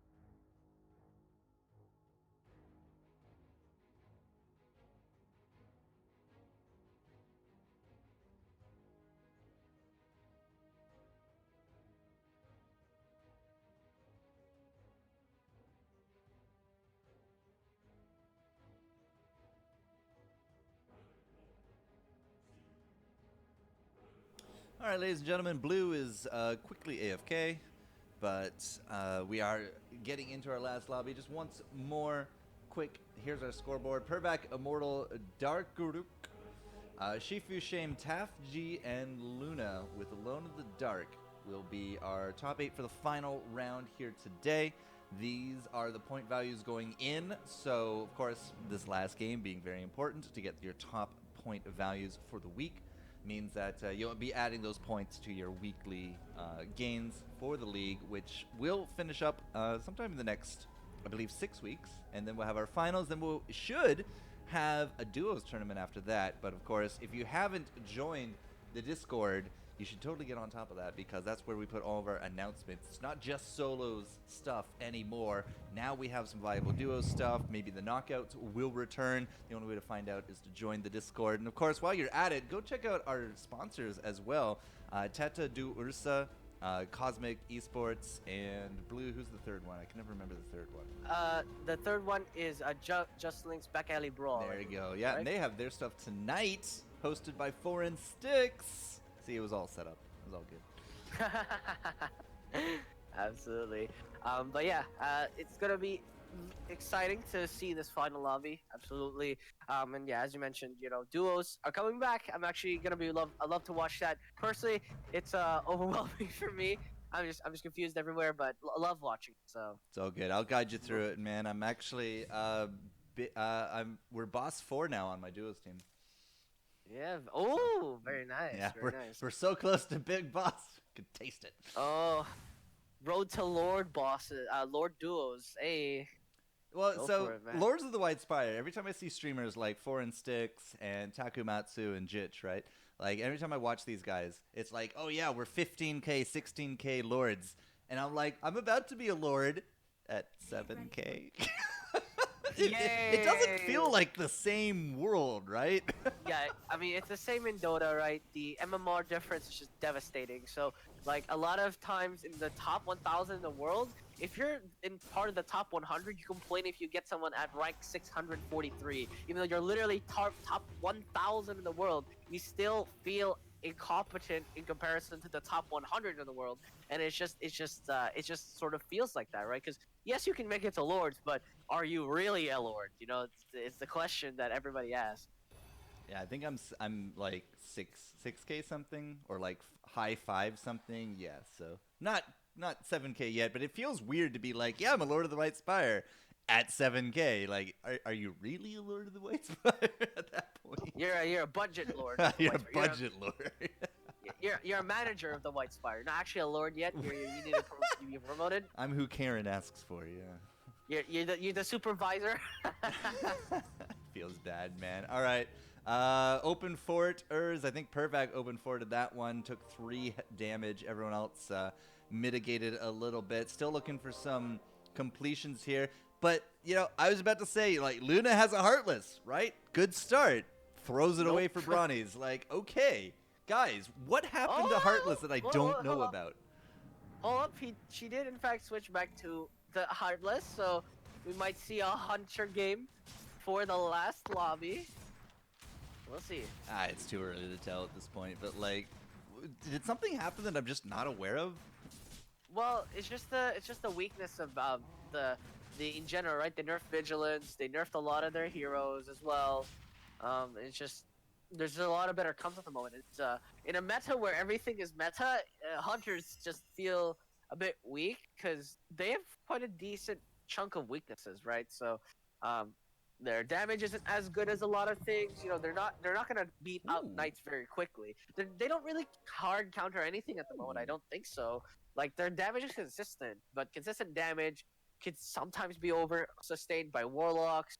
Assassins might kill them too fast. It's so many things could potentially be better than them as long as their composition at a current game state is just not better. Well, two stars on board. Immortal's got one, Shifu's got the other, so this would be a 2-star Magnus here for Immortal, because apparently that's just who I'm following, up against Alone in the Dark, but it doesn't look like this is going to be really that close. The Magnus just kind of cleaving right through everyone. If we can find another Druid, another 2-star Druid early as well, Immortal's going to have a 3-star on board really early in the matchup. It's gonna be super spooky, actually. Yeah. 2-star We'll Warlock get to instead. Warlock instead, though. Yeah. Okay, all right.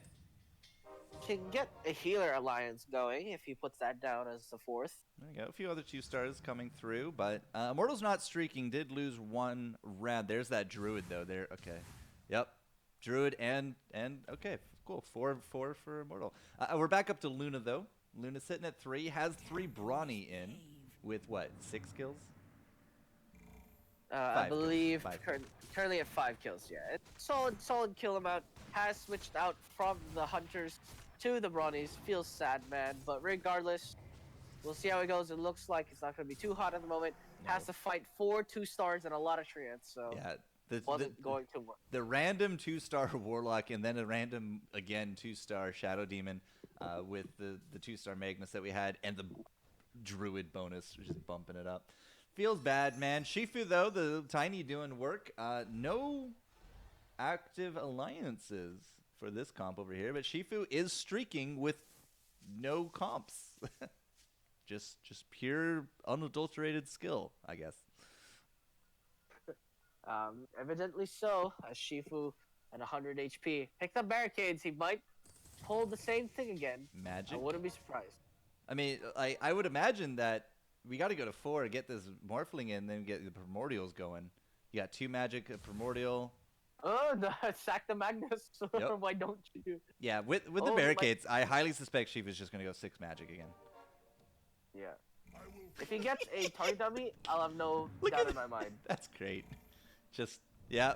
Tiny's like, I'll get out one day, right? Yeah, I mean, Ogre Magi was like the VIP at the door. Obviously, I doubt Shifu will beat this. Yeah. It's an Armlet of Mordigian Shadow Demon. Huh. With an IO on it. Yeah. And it gets empowered as well. Jesus. What the hell is that? Yeah, Oh my this is God. Immortals. This is Immortals comp to streak early, sacked the other druids, and just went all in on this 2-star comp. 2-star Shadow Demon with Demonic Purge, with the Empower Armlet and a Tether is quite devastating because you amplify the Armlet buff, so quite strong. 800 damage Demonic Purge. That's one Yep. shot on pretty much anything at this point. Is Shame open forting? Shame and is still Purback. supported. Yep. Oh my goodness. Okay, let's look at these open forters for a moment because their benches are looking pretty sad. Here's Shame's bench, which is I hear he loves to eat pears, and then Purvac is not quite going to Paris, but only has the 1 2-star and it's at a Tusk. So they're going to be dipping into the 70s if they don't put anything out yet. Yeah, at this point, Immortel, we'll see how Purvac and Shame, we'll see what kind of shenanigans they pull up with. Shame hasn't put anything on board yet. Purvac's throwing out some Brawnies. Taff G actually has 4 Brawnies, but they're all 1-stars, which means that I don't think anybody can even touch Immortal right now. He has 4 in a lobby of, well, now 4s, I guess, but he has so many 2-stars on board.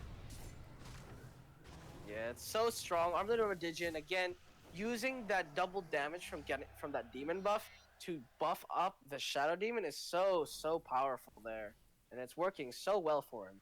Well, I mean, it's a good way to use it. An Armlet on Lifesteal is also amazing, so probably going to do that transition eventually. All right, who's still fighting? Darkrook and Shifu. Shifu with the 4 Primordials, just like what we saw in the last game. Will tie or lose? I don't know. Maybe lose? Loses 0. Still lost, but yeah.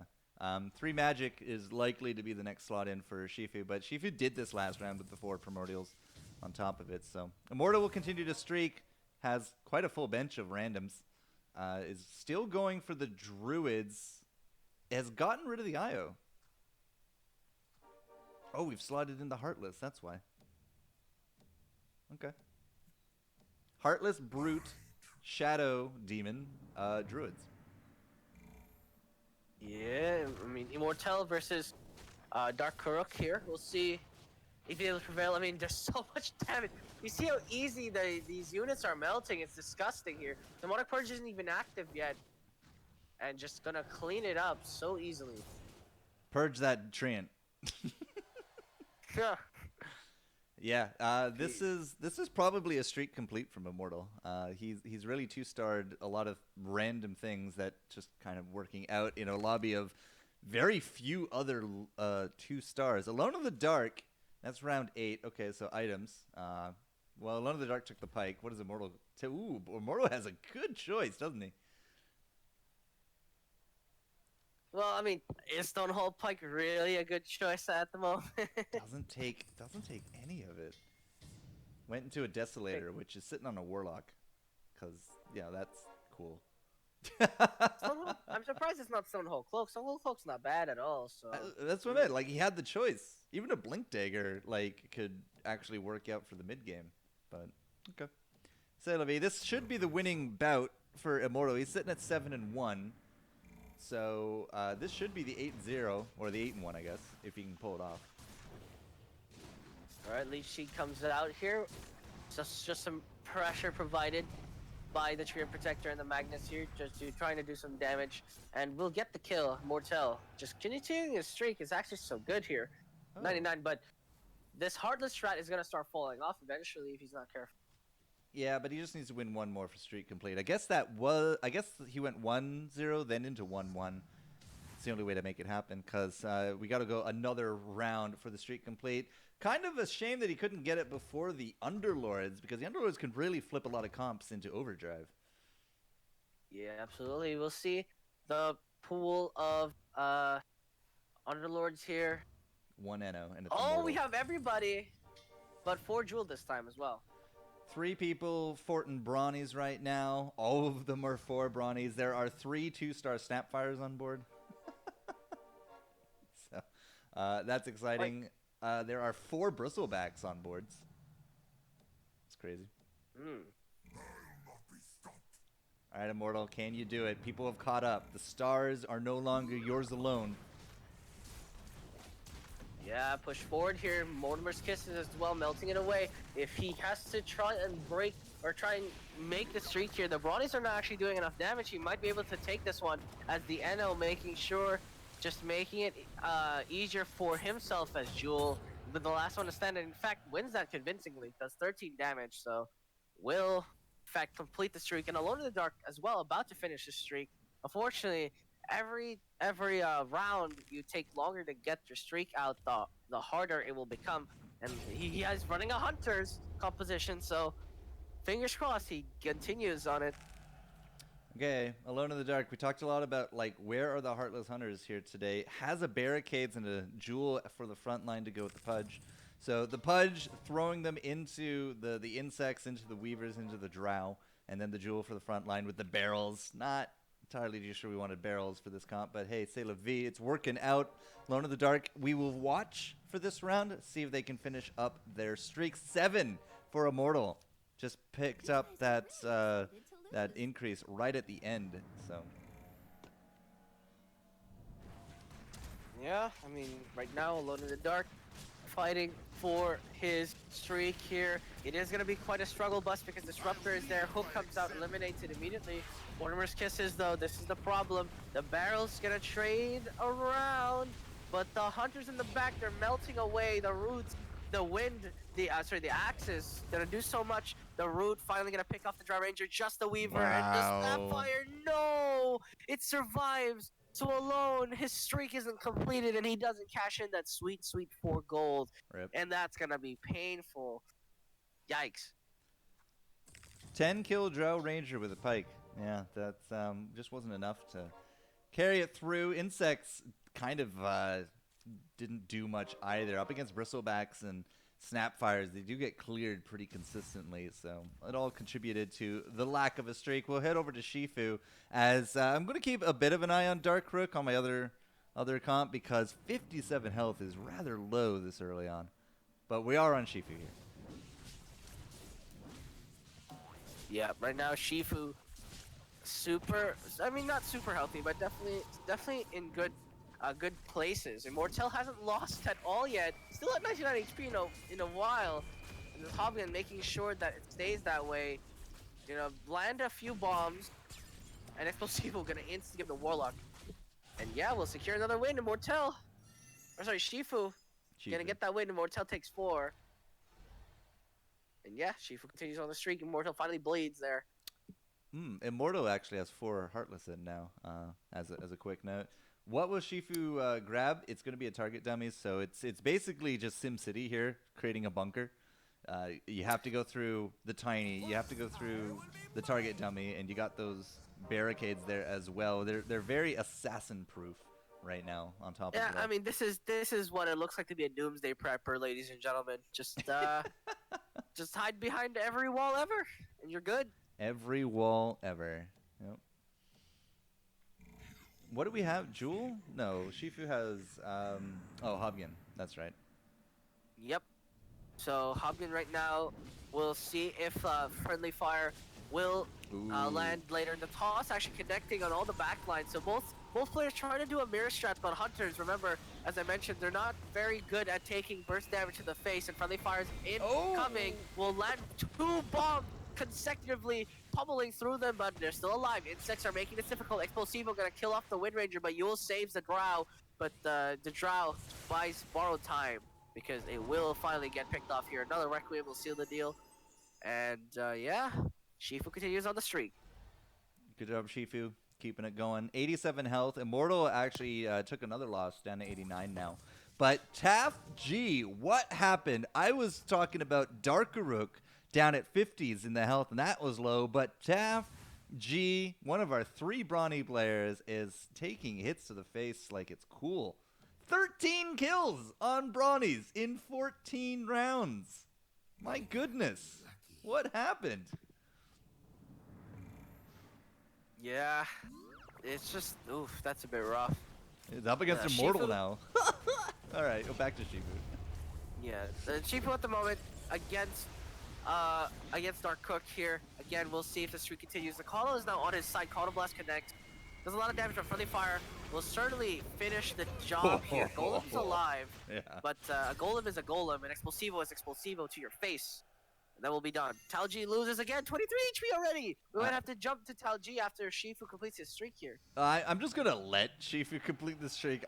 Tafg could be out next turn. So I'm just going to stick on Tafg for this one. Fort didn't get a damn kill. Didn't get a kill that round. Oh no. This is all going just pear-shaped for Taffy. Can't even afford to, like, Econ is just spending the cash to try to stay alive at this point. Alright. Oof. Shifu versus Tafji. Oh, perfect. We were gonna watch him anyway. We'll see if Shifu is able to continue his streak against this brawny composition. If there is a Disruptor in the back, as well as Mortimer's Kisses, we'll see if that will be enough. Caudal Blast into Requiem. Disruptor Silence gonna miss the Caudal in the back. Caudal Blast gonna connect, but Disruptor Silence finally gonna land once more. But they're still all alive. Friendly Fire is inevitable here. Gonna drop some bombs. Boom! Just kills off 2 units immediately. Juggernaut follows, and Jewel will last to fall, and Taf G landing at 14 HP. Round 15! It's round 15! Yeah. Round 15, got a few kills that time, up to 17 and a half kills. Pervac is another brawny player, also down here at 23 kills in round 16. And who is our third? Is it Darkrook? No, it's actually Luna. Luna's sitting here as well. Luna has 57 kills, much more respectable, but the other bronze have been taking the hits instead of dishing them out. And Taf G is going to be taking on Immortal again. Didn't get a single kill last time they fought. Yeah. Unfortunate. Taf G now will fight for his life here. Immortel again, the top dog right now in terms of HP. We'll see if he's able to do enough here. Taf G gets the Disruptor Silence off. Relocate though comes out. The Abaddon comes back in. Eno is managing to escape. It's just Disruptor and Necrophos. And Necrophos gets rooted into the ground. Into the dirt he goes. Taf G drops to 2 HP. Pervak drops to 10. Yeah. What is this game? It's Luna. so quick.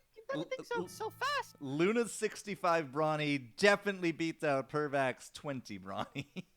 Oh boy. Feels real bad, man. Feels real bad.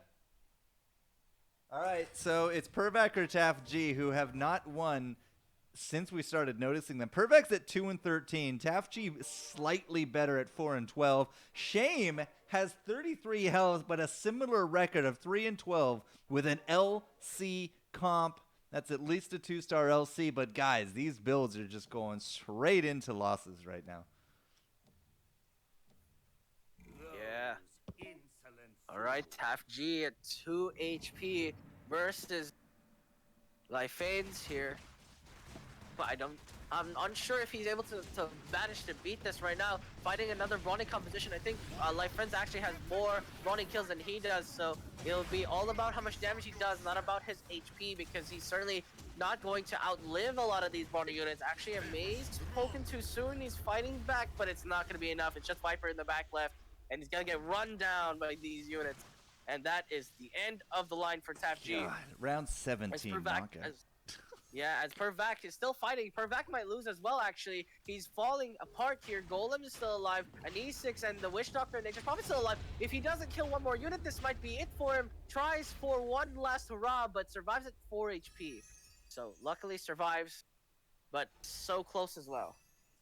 Shame took it on the chin as well. Took 13, was at 33 down to 20. The Legion Commander builds, guys, I think we might be able to safely say is finally dead in the water. It has not performed at all this tournament within 2 weeks of this tournament either. So, yeah, Shame at 20 on his heartbeat. Pervac on his last legs. Shifu sitting above at 87 is on not quite another streak, but sitting at 14-3 with those mages is certainly reigning supreme. Oh, it is now against Pervac. Oh, that's not great at all. Yeah. Requiem gonna connect Pervac at 4 HP. He has to fight for his life here. I'm not sure if he's has enough. Shifu is so powerful with his mages, doing so much burst damage and friendly fire. Again, gonna just put the nail in the coffin. No Blade Furies, no nothing. Beastmaster is still alive, but I feel Sivo gonna stop that in its tracks. And Jewel, last one to go. Pervac will be eliminated. 14 HP goes into Lyphanes here. I believe, sorry, that is Luna, right? So, Luna taking a bit of damage there. Shame versus Immortel. Oh my god, could Shame win? Shame is an E6, but Eno is ignoring the minion. And has it just sitting here? Oh, gets it. Man, feels bad. Okay, well, before round 20, 2 players out, both of them Brawnies, and neither of them finding what they wanted.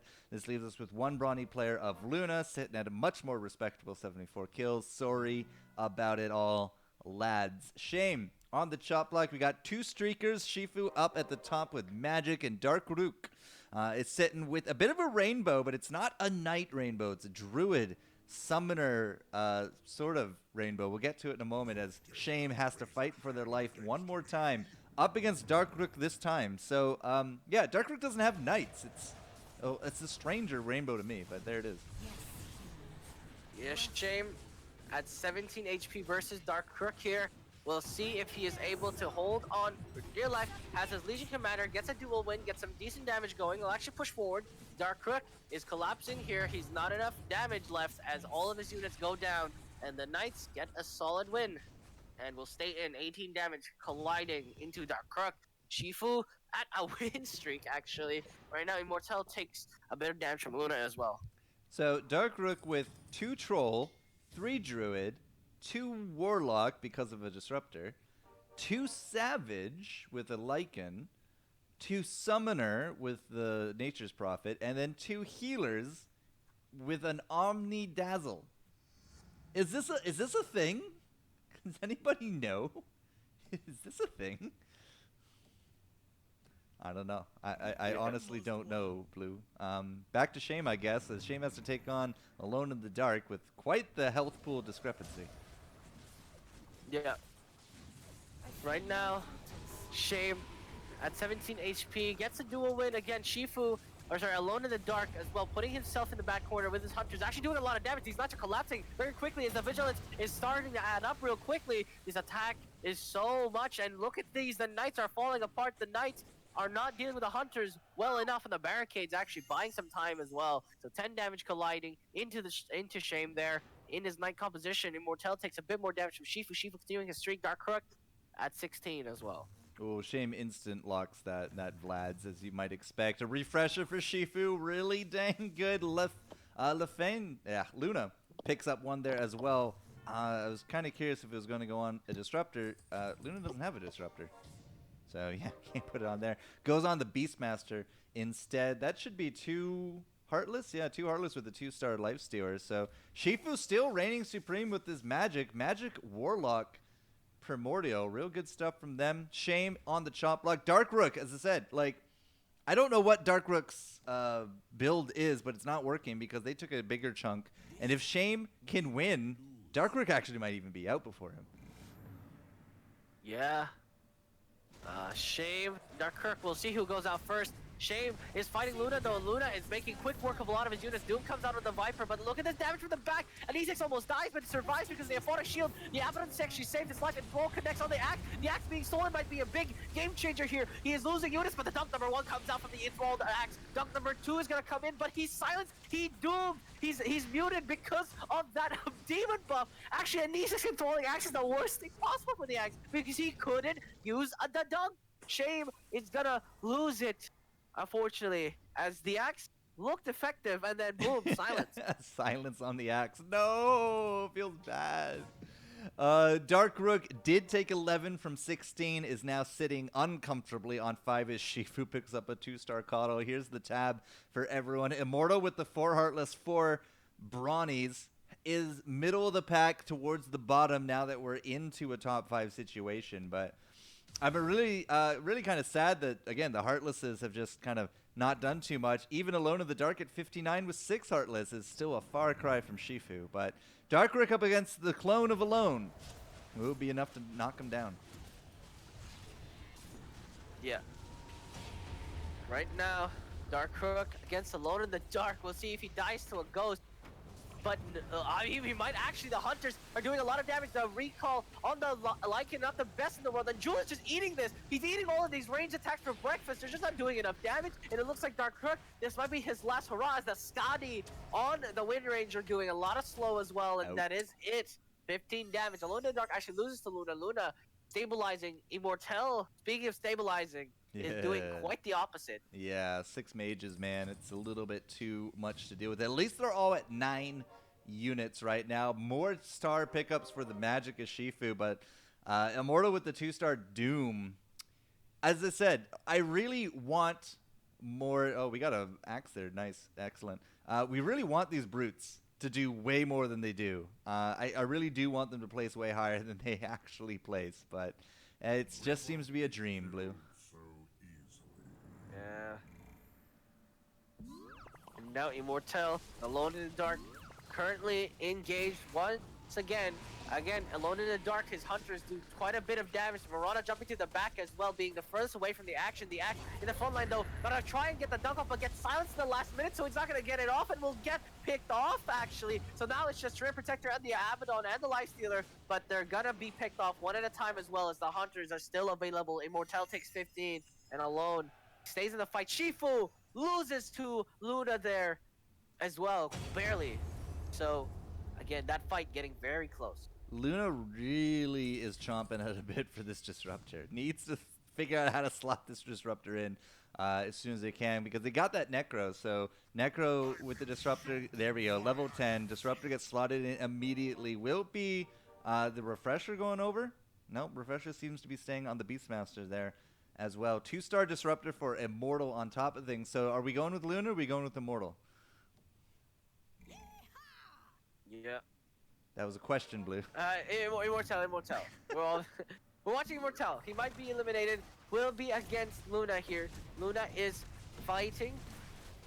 See if she can manage to take out Immortel here. Immortel gonna lose the Axe quite quickly. Again, unable to do anything like slam dunk or otherwise. Jewel gonna come out, use as much as possible. Anno as well is gonna try and distract the Axe, but if he gets too low, it'll be a bit too dangerous.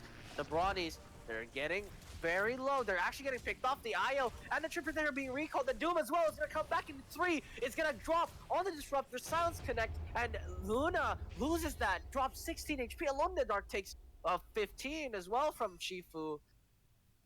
And we might have our close match soon. Round 25, and you're pushing 115 kills. That's real good from Luna, but with the brutes just kind of applying all those buffs everywhere they can on all the units of Luna, it's like, okay, I'll just do 60% less damage for majority of the game, and it wasn't enough to beat out Immortal apparently. So, all right, Luna will take her hits. Shifu did actually suffer some damage at some point, but is still sitting super pretty with the health pool. Immortal is still the lowest on the block and is 1 Shadow Demon away from a 3-star Shadow. That 3-star Shadow Demon with the armlet has stayed the entire game. It's been there since round what, 4, when they had the 2-star. Yeah, I think so. But like regardless, again, Immortal against Shifu.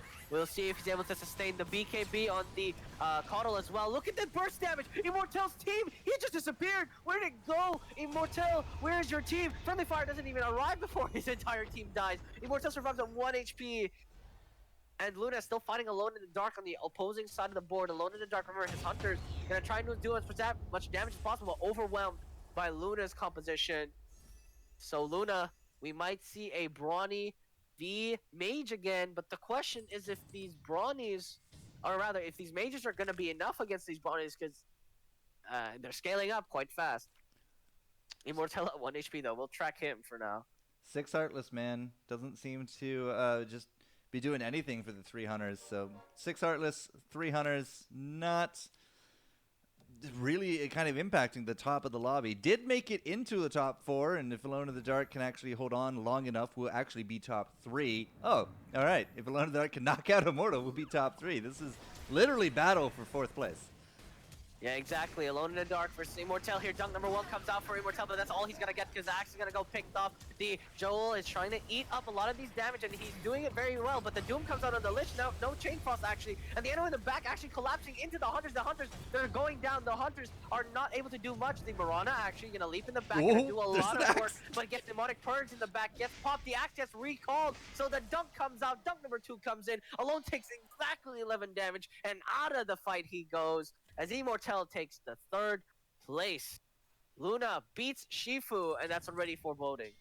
9 damage? 8 damage? Something like that. Pretty good, pretty good. I believe Shifu was at 83, so yes, like 6 damage, okay, 6 roughly. Damage. Still, I mean, it's do or die time for Immortal. Can't find this 3-star Shadow Demon, and is not at 10. Luna's the only player at 10 with those Brawnies. And Shifu actually has the cash to go up next round and has really no reason to rush, right? 77 health. But Immortal's got to defend up against Luna, and Luna is just dominating everyone this late. Immortal fighting Luna here. Luna actually losing a lot of HP on the Snapfire very quickly. The Axe as well. The Disruptor Silence is coinciding so hard. The Axe is already dead. What's happening? Luna is actually collapsing. The Axe is doing so much work on the side of Immortal. His damage output is so raw. The Dunk comes out for the Necrophos. The Viper goes down. It shuts the Juggernaut, the Beastmaster, and the Jewel. What happened? Just so much damage, just turning it around. Dunk number 1 comes in. Dunk number 3 finally comes in. Dunk number 4 seals the deal on Jewel. And Luna takes 16 as Shifu loses to Luna. Yeah, Shifu took another 16 damage on that one. So Shifu should go up to 10 this round, right? 40 cash in the bank? Yeah. Yep. Spent it all. Oh, gets... never mind. That's not a 3-star Necro. My bad. Still continuing to roll. Oh, that's a 2-star Lich. Hello, Shifu. All right, let's see if that can turn the tide. But Immortal, 1 more win puts Immortal on a streak in a top 3 situation. Luna beats Shifu. Shifu beats Immortal. Immortal beats Luna? Strange. Yeah, but the problem right now is Shifu's fighting Immortal. Immortal, I don't think he's going to last very long. I mean, Luna is fighting Immortal's ghost, so maybe perhaps we'll be able to do some damage, and Shifu just has to seal the deal. But look at this. All the units collapsing out of Immortal's hands. The mages are just too strong against his comp, and you're right. Rock, paper, scissors, and that was a rock versus scissors right there. Immortal takes 20 damage. Oh, Luna's gonna lose to Immortal. And yeah, and as you mentioned, yeah, Luna's gonna lose for Moral. This might actually kill her because there's so many units left. She might drop to 16 damage, 8 HP. Immortal may have brought her to the grave, but Shifu, this is such a bad situation. Shifu has not beaten Luna in 3 rounds, I believe, 2 or 3 rounds, which means that, oh That's boy. another refresher orb. He gets a refresher orb, but he has a lot of work to do. Okay, you gotta put. Okay, we got a refresher on the 2-star Lich, refresher on the 1-star Disruptor. Maybe Shadow Fiend would be a bit of a better target on that one. Maybe we're just going for the silences, but right, we have all these Brawnies, right? The axe is the carrier for Vlad's. 15 armor axe with the Vlad's, just running around and. Just looking. We're just looking. Like all Luna has to do is lose once to be out of the game, and all Shifu has to do is just find the combination of magic damage dealing to win. Definitely Shifu to lose here, but remember, Luna has such a good composition. He hasn't beaten Luna in quite a bit. The Kono get a BKB, the silence on the Lich actually, but the double chain frost gonna connect. Look at this damage output, the Explosivo on top of the Kono blast doing a lot of work. The Snapfire damage wasn't enough, but Disruptive Silence gonna finally connect. Axe number 1, dunk number 2 might have to come out soon, but Necropulse doesn't go low enough. The Disruptor gonna get picked up by Friendly Fire, and Beastmaster and the Juggernaut are the only ones alive. Explosivo gonna connect on the Juggernaut, on the Beastmaster, but the Juggernaut gonna spin through. He has to fight through 4 units, and it's not enough. Luna will take 9 damage, and Shifu with that extra Refresher's Orb will take this win, and Luna is unable to secure it. And there you have it, ladies and gentlemen. Shifu takes it. Take a breath, Blue. Take a breath. Oh, I was reading the whole way through that, so it's all good. So many Warlocks. Every comp had Warlocks here today. We had 4 Brawnies by the end of it, although you can't really call Immortal a Brawny comp since it was the Brutes.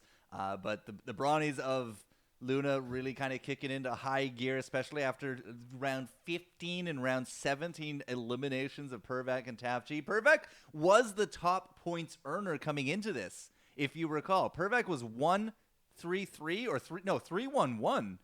Pervac had actually been in top 3 situation every round, came in to this last at the top and went out in 7th place. So that could actually be a pretty good catapult for the point earnings here for the rest of these players, since these were all the top 8 earners. But Shifu, you got to say, the consistency of Shifu with the 4 Primordial into 6 Magic by the end of it, going, at least 3 rounds in Group A today. Pretty fantastic stuff from him.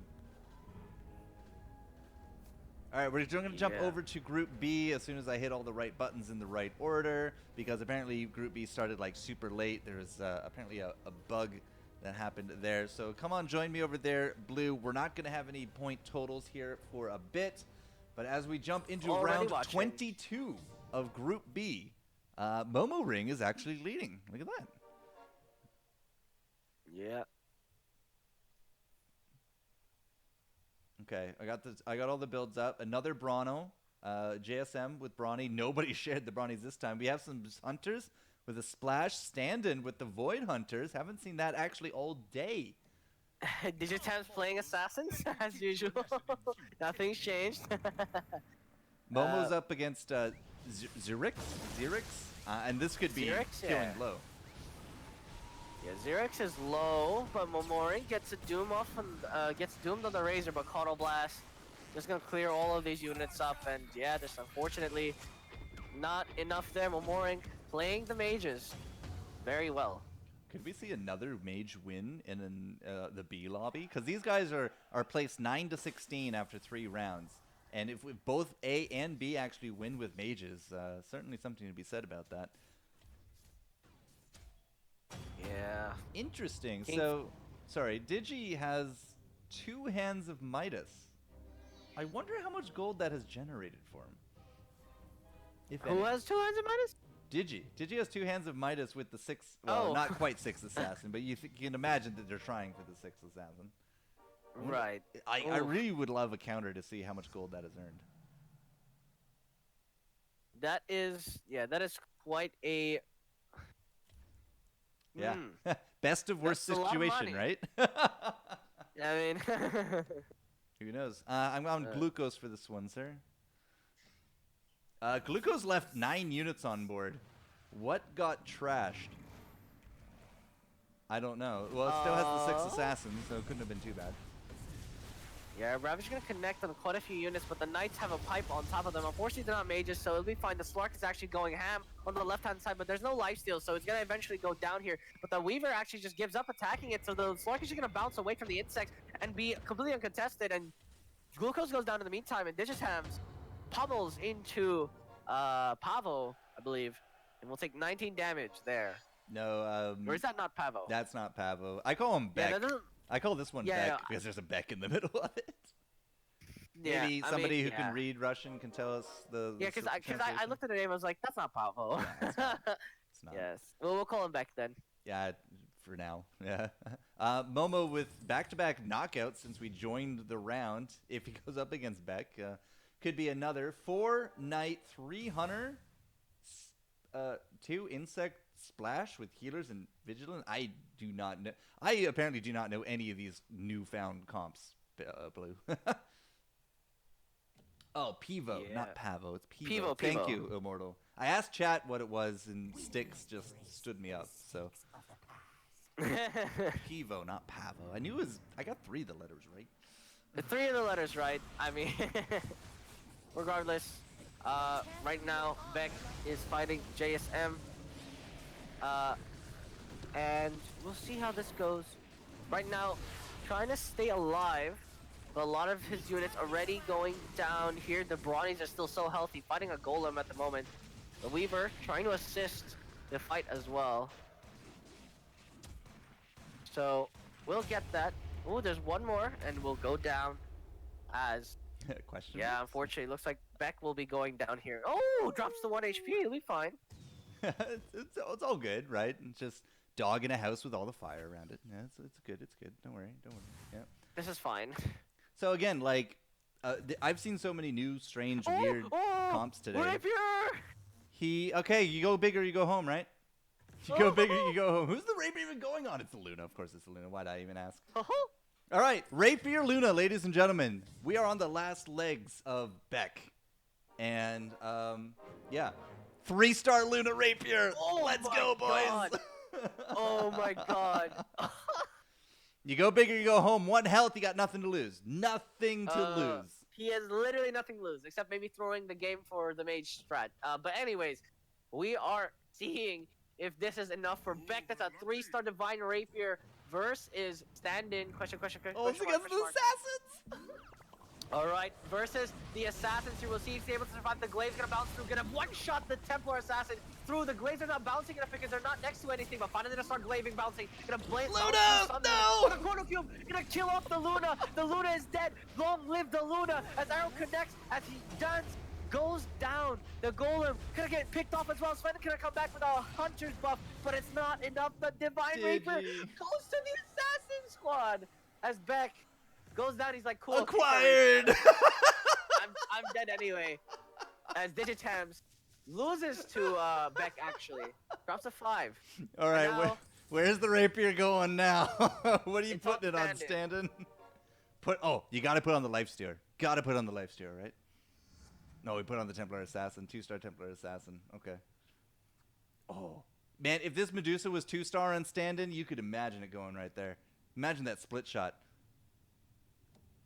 Yeah. Could you imagine the split shot on Divine Rapier? Oh, it decides to put it on the Templar. Well, it's because the Brute buff split shots, right? So maybe that's why, but regardless, let's see if this TA can do some work. 1 crit and you're done. Look at that Juggernaut mill! He got 3 shot! That was the TA attacking it! He's gonna get picked off here, but it's stuck in the middle, gonna get devastation damage. Already 700 damage to go. We'll try and pierce through a lot of the damage. Right now, Templar Assassin in the back trying to pick off the Beastmaster is rooted to the floor, but it's not rooted for long. Gonna do a little bit more, but that is more than enough. Digitams will get eliminated by Memoring, but the Divine Rapier has turned the tables so hard. I mean, Lifestealer did the most damage, even without that Rapier, due to that Master Madness on top of that Feast. Telling you, man.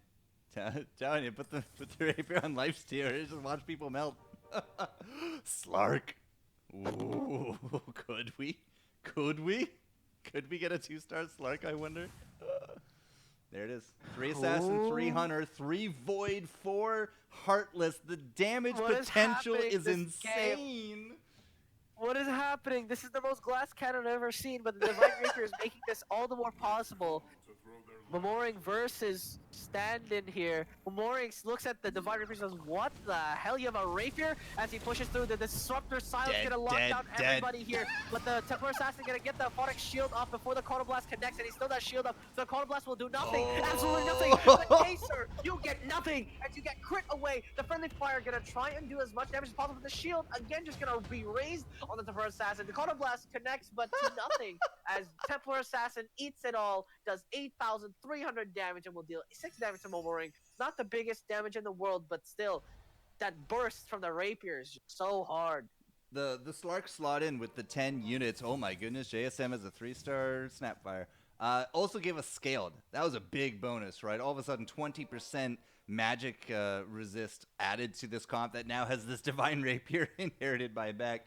The Branos, what are the Branos at? JSM Brawnies, 160 kills. Got himself a 3-star snap with a refresher orb on that snap. We have a crown on Axe. Okay, that's question mark about that one. But back to stand-in in the Rapier. Stand-in is fighting the Ghost of Memoring. He actually can't lose the Rapier this time, so it's not the biggest deal in the world. So we'll see how this fights. The Chrono Cube gonna connect once the... oh my god, the Sorcerer got autoed and instantly died. The Templar Assassin pushes through, and it's just the Hobgoblin. It's not even gonna bother. Friendly Fire gonna maybe get 1 or 2 kills, because Eno refuses to move. Actually gets 3! Oh, 4! He gets 4 kills. So... The Faceless did again, still... huge damage. Like, what was Yeah. that? Oh, he put it on the Faceless. That's why. He put a Rapier on the face of Void, boys. Come on, come on. Where's the 2-star Dusa Rapier that I want? Come on. Where is it? Well, the Deuce has only 1 star. Probably gonna get Bloodthorn. Actually, put TA in the Bloodthorn. Actually, I don't blame him for doing this. I mean, Medusa already has the Void buff split shotting for her, so it's not, it's not necessarily. 2-star Slark. Come on, who's getting it? Put something on this 2-star Slark, please, please. Come on. Probably Vladimir's offering, if I'm being honest. Mask of Madness. What? He drops Mask of Madness on the Lifestealer? Yep. 2-star Slark. Okay. This is a much more entertaining round. Could you imagine if Stand-in got 2 Divine Rapiers? I mean, I doubt he would pick it up. 1 is more than enough, 2 is a bit too greedy. You go bigger, you go home, One is buddy. already greedy enough. We'll be against Brodies here, 30 HP. JSM will try and pierce through a lot of this effective HP. I believe extra 3,500 HP. The Slark can jump to the back. He's gonna get lifesteal, and these Brodies stand no chance. The lifesteal in the middle of this fight, as well as a Slark, and neither is being contested. Lifesteal gonna finally get picked off here. The Void, Slark gonna finally get picked off here. Lich ult gonna bounce through, and it looks like the Brodies have no way to deal with this, and that will get another pick off. Yeah, the Faceless didn't exactly do anything big that round. The Eno stole the Radiance. You gotta feel bad about stealing a Radiance there. Oh my goodness. Is actually stomping Memoring and JSM. This is what a turnaround. Momo was like 60 health over everybody when we came into this game. He was murdering people left, right, and center. And then Beck got a Divine Rapier, lost it at 1 health, gave it to Stand-in, and we're on a streak, baby. Stand-in hasn't lost since that Divine Rapier. You gave it to Stand-in, who is running the full Heartless Glass Cannon strategy. I mean, interesting play. We'll see. We're seeing how it's playing out right now. I mean, top 10 strategies. I mean, kind of surprised Pikachu face here from Momori. He was on the way to winning against this Glass Cannon strategy, but the fact that they're doing so much damage is not in the record books. But actually, he's gonna get picked off just to face his Void, then for Templar Assassin, the Friendly Fire, gonna try and get some kills here. If he can somehow turn this around, that may be it. But Templar Assassin shield, he picks up the Mango bait time. Voicy gets Bloodthorn off. It's just the Eidolon, he survives. The Templar Assassin with a Bloodthorn survives. And JSM died. JSM gets picked off. 26 damage, but Mori survives at 2. Oh my god! Oh my god. This was almost an instant win right there. Like, we have 1 more round and Momo just has no idea what to do, but 26 damage to the brawny JSM? Oh my gosh. Oh my god. Why did we not cover Group B from the beginning? This is amazing.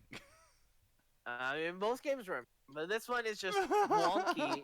It's just a clown fiesta at its finest at this point. this glass cannon build, I mean, we don't usually see this succeeding, but when you have a rapier, a bloodthorn, and the highest DPS units on your field on 2-star with their best weapons of choice, hell yeah, you'll get some distance. We'll get a push forward here. The mage is gonna get picked off. The Swift almost dies. That's like Tomato gets barely any chances. The axe is getting destroyed by the Vases Void. Gonna get that pick off down. There's not even gonna be a dunk at all. Vases Void gonna jump into the middle. He's gonna take what's up, boys. He gets in. He survives the Warlock. He was enough. Vases Void gonna get picked off. Super Assassin survives the Lich ult. It's not enough. Eno GG! and GTA will secure the win. And standing goes from 0 to hero. And I think Beck gets an assist. Someone give Beck half the point standing. Because seriously, one hell of a fight. That rapier literally made the game unplayable for everybody else. Giving a glass cannon strategy on rapier is just absolutely disgusting. I have no other words to say about that. Oh my goodness, Blue, that was fantastic way to end off the stream here today. But yeah, Standen won 7 in a row since he picked up that rapier. Didn't lose a single time that rapier was in his hands. So fantastic. All right, that's it. That's round 4 in a nutshell, ladies and gentlemen. This means that we will have point totals coming your way here in just a moment. We will see who took home the biggest amount of points this week, and then we'll see how that all translates in for our weekly mashups into our league scores. The scoreboard is done. Going out in first is Mr. Shifu. 2 first places and a second with mages. I think you actually went 4th place with mages there as well, but congratulations, Shifu. 49 points added to your league. Immortal, Luna, Standen clawing back for a double first in the last 2 rounds. My gosh. Well done, guys. Well done. Absolutely crazy. I mean, again, the last few rounds, absolutely bonkers. Very solid. Shifu, again, with his mage, is very consistent. Got first place twice, second place once. I mean, again, being top 4 consistently is very good to have. Mortel as well. Speaking of top 4 consistently, look at how many points he's accumulated just simply by being consistent. So again, keynote there. Just as long as you stay consistent, you'll get the points you need. And there you have it, ladies and gentlemen. Your rank points. Yeah. So again, amazing games. That was a really fun way to end off for today. We're working on the league point standings right now, but yeah, just really good stuff. TAF G, we were watching TAF G and Pervac, right, in our last rounds in Group A, and TAF G went 6-1-1, Pervac went 3-1-1, but then they both went out back-to-back, right? 8th and 7th in their matches with Brawnies. Couldn't actually hold up against Lefania or Luna in that last round, and Luna goes all the way to 2nd with those Branos. So congratulations, guys and gals. Don't know how many gals out there, but hey, guys and gals out there. Beck went out in 5th at the very bottom, down for 32 points. Still goes home with 32 points, but made it a very entertaining last round for Standen to claim 4th overall for the week. All right, we have our overall. Open, save, boop. All right, and done? Sweet.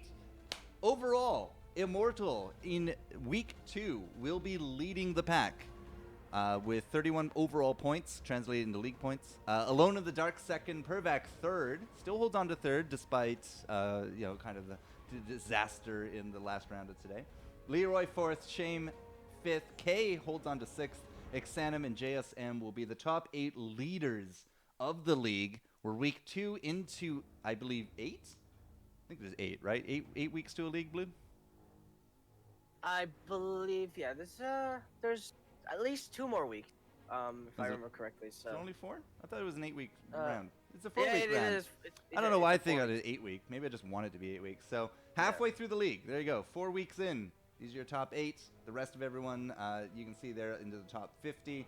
No real big upsets, I would say, except for Standen kind of jumping a lot from there. 5 week, 4 regular season, 1 grand final. I don't know why I thought 8. Maybe I was thinking something else. It's all good. It's all good. So congratulations, everyone that earned their points today. It's certainly, again, been a very interesting way to end it all. Blue, thanks for getting up at the crack of dawn to get this going for us today. The rap god shows his face once more, and you didn't oversleep it, which I'm super thankful for. So tell us about where people can go out and find you, buddy. Yeah, absolutely. I mean, twitch.tv/BlueSapphire04. I play a bunch of variety games. I play Underlords in my own time, as well as a couple of other games, such as Temtem. But yeah, mostly in my channel, I play variety. So, you know, if you want to come hang out, feel free to do so. But yeah, I absolutely love playing Underlords. And I just love to see how the meta is evolving. In my personal games, I'm just spamming. I'm a mage spammer, so don't at me. But yeah, so there you have it. There you have it. Yeah. Okay. So I've been Four-Core Jester, host and production. So always a pleasure, Blue. And of course, thanks to our admins, Asian, Gare, and Zex for getting everything going. And of course, you guys, lovely viewers, making it all super entertaining and listening to us blather on about all of it. So GG, well played. Off to a raid to the bright blue yonder of somebody's Dota channel. Of course, remember Back Alley Brawl later on tonight, hosted by Foreign Sticks over at Just Links Back Alley. So have fun with that. We'll see you next week for week 3. Have a good one.